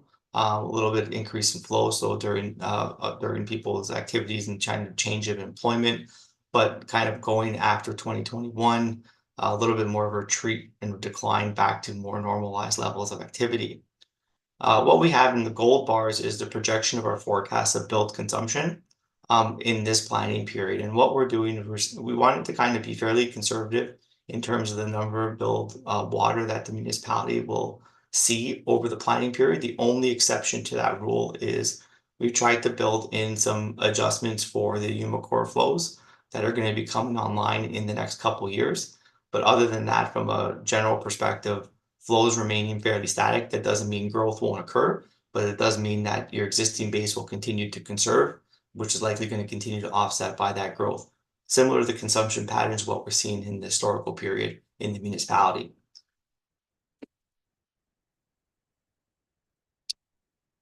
Now we kind of go into our operating budget forecast, starting off with 2024, kind of moving to how our costs are going to change over the period. We forecast our expenditures at the cost center level. Operating budget includes things as salaries, wages, and benefits. It will include your kind of contracted services, hydro costs at the plant. So a series of different buckets of cost that make up the total expenditure to provide services under the water budget. The gold line here tracks debt in the municipality, and we see the existing debt kind of still a relatively small share of the total expenditures. And we do see a bit of an uptick in the debt payments relative to the total starting in 2030. And that's triggered in the capital program, which we'll see in the next coming slide, in which we require some debt in order to manage our expenditures. And there's some capital pressures in those years in which we require debt financing in order to do that. Or the alternative is that we kind of further leverage our reserve funds in those periods. But we are trying to manage the sustainability of cash during kind of within your policy framework and the use of debt in order to do that. Certainly, as we get closer to those capital budget pressures, it's going to be up to the township staff and council to determine if and when debt financing is going to be required. But from a modeling perspective, we wanted to make sure that the capital program is fully funded, and that's all that we've done here. So that kind of gives you the base on the water side. On the wastewater side, it's a very similar story in terms of the capital, in terms of the operating cost projections.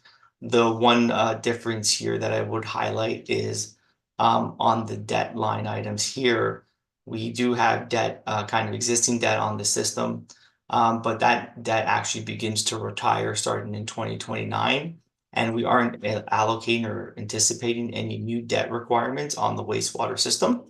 So we see that gold line actually coming down and getting closer to zero by the end of the planning period. So there aren't any new debt requirements on the wastewater side from a capital program perspective. And that is kind of the one change here that's a little different from the water side. So then if we look at the capital forecast, this kind of provides a bit of an overview of our capital expenditures from 2025 to 2034, which totals about $57 million. And the graph itself kind of tells a couple of stories.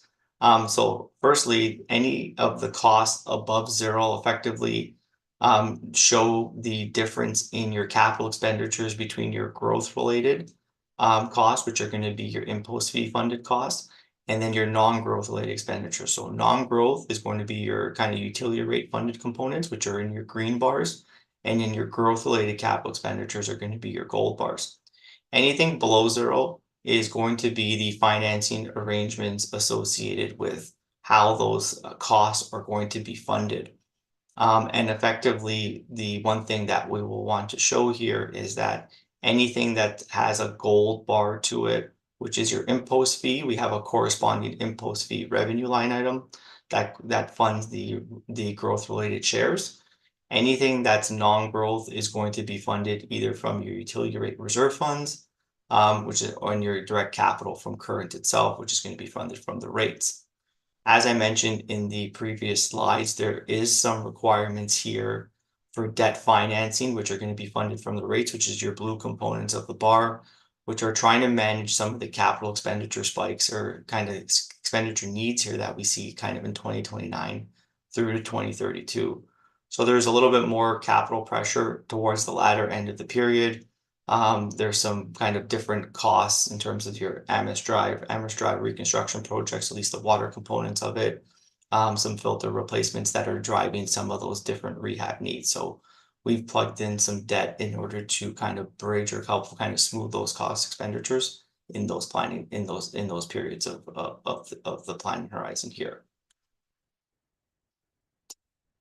On the wastewater side, it's a little bit more of a tamed program, I guess, $38 million from 2025 through 2034. There's a little bit more of an upfront pressure in the earlier years in terms of higher capital costs, a little bit more of a steadier kind of stream of capital kind of following 2027, kind of from 2028 to 2034. We see here that there's no new debt requirements that are required in order to fund this program. So most of which can be funded through the utility rate reserves, as well as the in-year rate funded requirements from your operating budget. Again, similar to the water side, stressing that the growth related expenditures that are in gold here are going to be funded from your impost fees, and those will not need to be recovered from the utility rates. That'll be funded from direct developers through their development charge or impost fee calculations there. So those kind of inputs really translate into the output of the annual rate requirements and what the impact is on a typical metered household. So this graph kind of shows, again, a couple things, or this slide, I guess you can say. The first one being just kind of trying to show the trend line of what the utility rate impacts have been, or the average increases in the township from 2015 through to 2024. Which kind of showed a 5% average annual increase on a typical bill for water and wastewater. And the rate percentage increases have been different from year to year, notwithstanding the 5% average. And particularly you see in the more recent times, 2022 and 2023, which kind of had no real rate increases, kind of held the line there and then kind of picked back up on the rate increases in 2024. Starting in 2025 from this forecast period, we're kind of looking at a similar trend line on average of 5% increases on the utility rates on a per year basis. The composition of that 5% average typical bill household is going to be different between water and wastewater. The percentage increases below here in the table Our fixed charges on the water side will increase at a rate of 3.5% per annum. The wastewater charges will increase on the fixed component a little bit of a lower rate, 2.5% per annum. But the variable rate component on both water and wastewater is calculated at 6% per annum. And again, the variable rate on a percentage basis is higher than the fixed charge as we continue to transition to a more volumetric base rate structure, getting to that 40% fixed charge recovery and 60% variable rate towards the end of the planning period, which is kind of a consistent transition period or consistent trend from the last rate study that we had. So keeping that kind of trend line going ahead here. So sometimes that might be a little kind of hard to conceptualize. Just wanted to put that rate increase obviously on a monthly basis for the water and the wastewater side of things. Again, between water and wastewater, the percentage increase is kind of that 5% per annum. And we have kind of, moving to about 100 and, just over $110 on the water side by the end of 2034 and just under $100 on the wastewater side by the end of the planning period in 2034 in terms of the total monthly typical bill for a user. Now, one of the things that, from our consideration is, looking at the utility rate increases is how does that, those rate increases after we look at our cost analysis, how does that kind of manage with the utility rate reserve funds over that same period? And what's on the slide here is the water reserve fund and the wastewater reserve fund on the water on the left, wastewater on the right.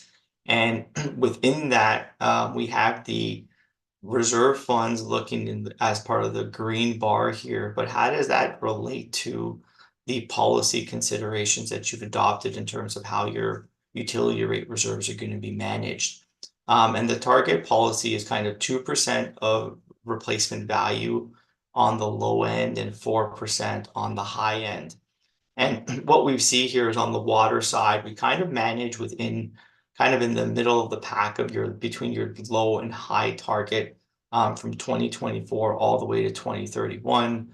When we start to kind of exceed the target on the high end is kind of starting in 2032. And then similarly on the wastewater side, as we kind of saw in the earlier slides, a little bit more capital pressure in the earlier years. So we're drawing from our reserve fund quite heavily in the first couple years of the period. And again, we never dip below the low target policy component, but we kind of track in the middle for most of the planning period. And then only at the end of the period do we start to kind of reach up towards the higher end of our target. One thing I do want to stress is that although we kind of reach or exceed the higher end of our reserve fund policy towards the end of the period, that is towards kind of the last end of the period in which there's a lot that could change in that kind of forthcoming period, and whether capital kind of gets adjusted or deferred can certainly influence the reserve funds and the timing of those of when that money is going to be drawn upon. And secondly, there's going to be a new utility rate study in that 5-year period, which will kind of reestablish what that reserve fund outlook is going to look like over that last end of the period. So that kind of puts into context what the year-end balances are, just in kind of total perspective, the water reserve fund tracking and the green line. Mr. Marabella? Yes. Can I just pause you for just a second? Sure. I just need a motion from council to suspend the procedure bylaw for an hour. Moved by the mayor, seconded by Councillor Willis. All those in favor? Motion is carried. Please continue, Mr. Marabella. Sorry about that. Oh, it's okay. No problem. I have a few more slides to go. Thank you. So just on the wastewater, kind of looking at the gold line, one of the things that I guess just also to kind of put into context that the reserve funds itself, the ending balances with those rate increases don't change all that much over the period. The balances kind of stay pretty constant and they don't really start to kind of exceed the 2024 levels until about 2030, 2031. So those monies that are kind of coming in or the rate increases are really needed to support your system costs as well as your capital needs. And there's kind of no further contributions to the reserve fund within that period. So it really is kind of just managing your current expenditure and your current requirements. And then just kind of really on the kind of the cap off here, just kind of looking at the rate comparison here in terms of your typical bill.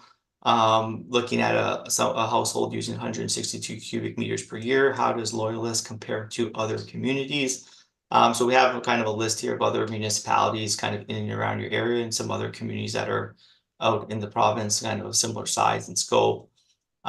Loyalist's current rates kind of on the kind of the middle end of the spectrum, I would say, and just maybe perhaps just a little bit above, but certainly within the kind of comparator list of even some of the ones below you.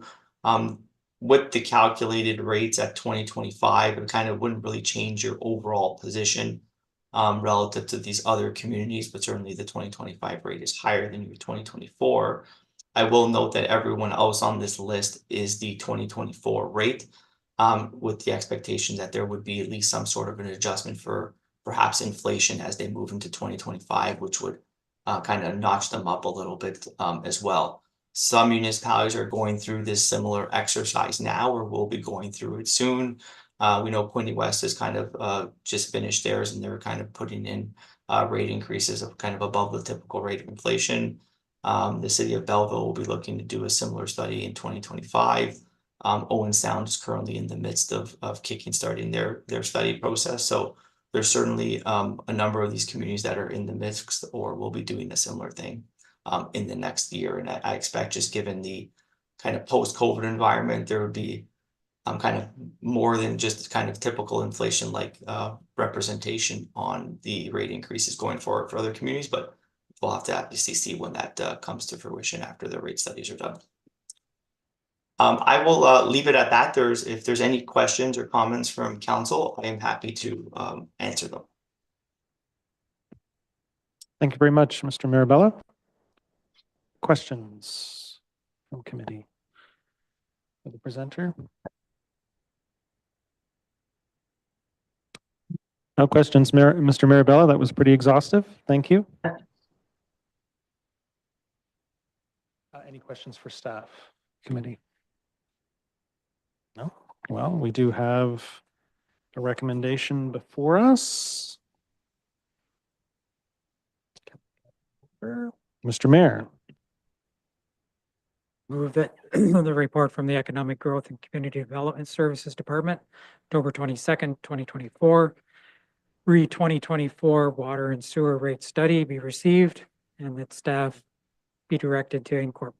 There were no comments, so and that this, so I'll read it anyway. Received at this October 22nd Committee of the Whole meeting into the 2025 water and sewer user rate bylaw.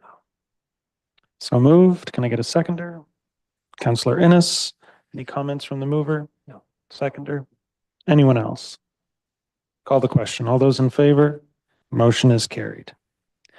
Thank you, Mr. Mirabella. Thank you to staff. Great night. And item 13.6, capital project prioritization policy. I'm going to turn it to Mr. McDonald. Yeah, thank you very much through you, Mr. Chair. I'll keep it quick because it is getting late. We wanted to bring forward this item to council's attention just to help explain in advance of the budget deliberations that are expected to be happening next month, how the capital project prioritization policy is actually being implemented by staff and how that is affecting the rankings that are being presented in the capital budget. So I'll turn it back over for any questions. We're here happy to answer. Thank you. Committee, questions? Councillor Willis. From my reading of it, what you're talking about is separating out legislative requirements versus health and safety. And so that would mean that we would know that something that's legislative required, it has to happen. There's nothing we can do about it, right? I think that is a positive. Yeah, through you, Mr. Chair, that's correct. Other comments, questions? Councillor Ennis. A few comments. It's okay. Yeah. Thank you to staff for bringing this forward. I think it is worthwhile to review the capital policy at this time, since 2009, particularly given the growth in the municipality and expected growth. So one comment was just, I wondered about in the scoring matrix, possibly looking at a sliding scale of points within each criteria, if that might of use. So for example, one of the categories is funding available and 50% or more. So a project, you can imagine a project that have 50% funding gets a 4, but what if it had 90? Maybe there's a sliding scale and it gets higher points the more funding it has, and similar principle could probably be applied to some of the other criteria as well that just have that sliding scale. And yeah, generally, the more criteria, the more sliding scale, the less kind of ties we would have. So I would shy away from criteria or the sliding scale. I think and just sort of along those lines as well on the funding available criteria, wondering if that could be broadened. So it's not just external grants, but it could be if there's any external funding. So whether it's development charges or from the community grant fund, perhaps they get those proposals get points there just to broaden that funding available category a little bit. And I think, one other comment I wanted to make is just the idea of, I sort of raised it at budget time last year, the phenomenon of we have a construction project, the pipes are being replaced, the roads being redone, and those projects are up here on the list. And then as well on the list, we have say a multi-use pathway. And then it makes sense, of course, you have the road torn up, you build the pathway while you have the road torn up. I just wonder, and I hope staff might look at this and, is it a phenomenon? Is there anything we should do about it as part of the review? When that occurs, is there sort of a leapfrogging of these projects that are in the middle that don't happen to be adjacent to other projects? So, if you have that phenomenon occurring where there's projects adjacent to other projects that tend to get prioritized, are we sort of, is a leapfrogging happening? And if so, what could we do about that? I mean, I don't think the answer is don't do the multi-use pathway. I mean, it may make sense for construction reasons, but there may, if we sort of recognize that as something, there may be something to looking at those sort of middle projects that might tend to get jumped over. So hoping staff might look at that as part of this review. Thank you, Councillor Ennis. Duly noted. Other comments? Questions? Seeing none, we do have a recommendation as well. Can I get a mover? Councillor Ennis. Move that the report from the Engineering and Environment Division dated October 22nd, 2024, recapital project prioritization policy be received, and 2, that staff be directed to bring forward updates to the policy to a committee of the whole meeting prior to the 2026 budget deliberations, considering the comments received at this meeting. So moved. Seconded by Councillor Buderick. Any comments? First, seconder, anyone else? Call the question. All those in favor? Motion is carried. That ends our business for committee of the whole. Can I get a motion to adjourn? Councillor Broderick, seconded by Councillor Buderick. All those in favor? We are adjourned at 10:10.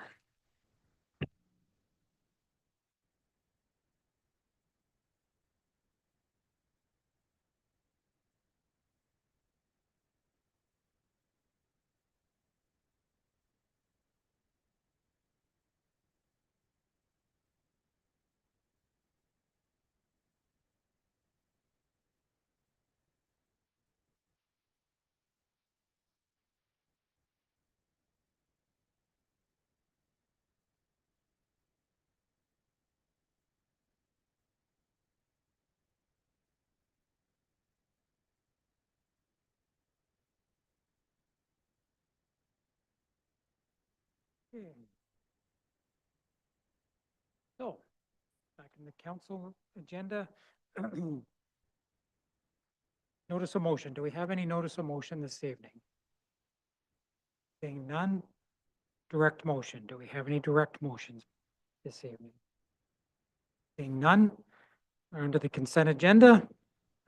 Everything can be dealt with one recommendation unless someone wants to extract an item. Are there any items you wish to extract? Councillor Broderick. I would just ask that 15.4 be extracted just for some comments. 15.4, okay. Any other items wish to be extracted this evening? Seeing none. Someone like to make a motion for the remainders? Deputy Mayor. I would move that all items in the consent agenda, save 15.4, dated October 22nd, 2024, be approved as presented and that the necessary action be taken. So moved, seconded by Councillor Broderick. Any comments from the mover, seconder, other members? Call the question. All in favor? Motion is passed. 15.4, Councillor Broderick. Makes for fabulous reading. I just, through you, your worship, just wondered that there's some really good questions in all these grant applications, but there was no answers. And I'd really like to see, that being included in the minutes as it's sort of a part and parcel. If somebody has the question, I'd like to see the answer on paper, just so you get maybe a better understanding of decisions that are made in the process. That's all. Okay. Okay, sounds good. Do you want to make a motion then for what you want to do with that?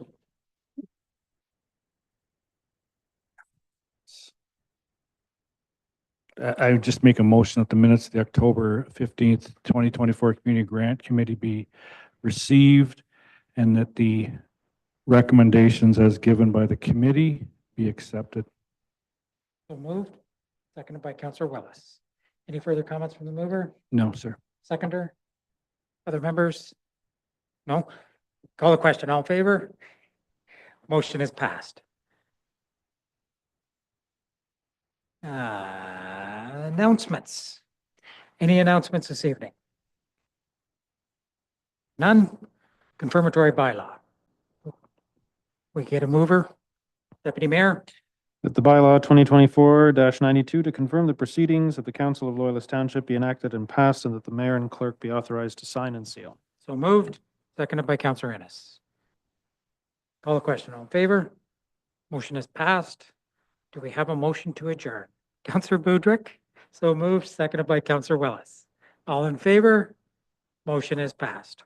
We are adjourned at 10:14.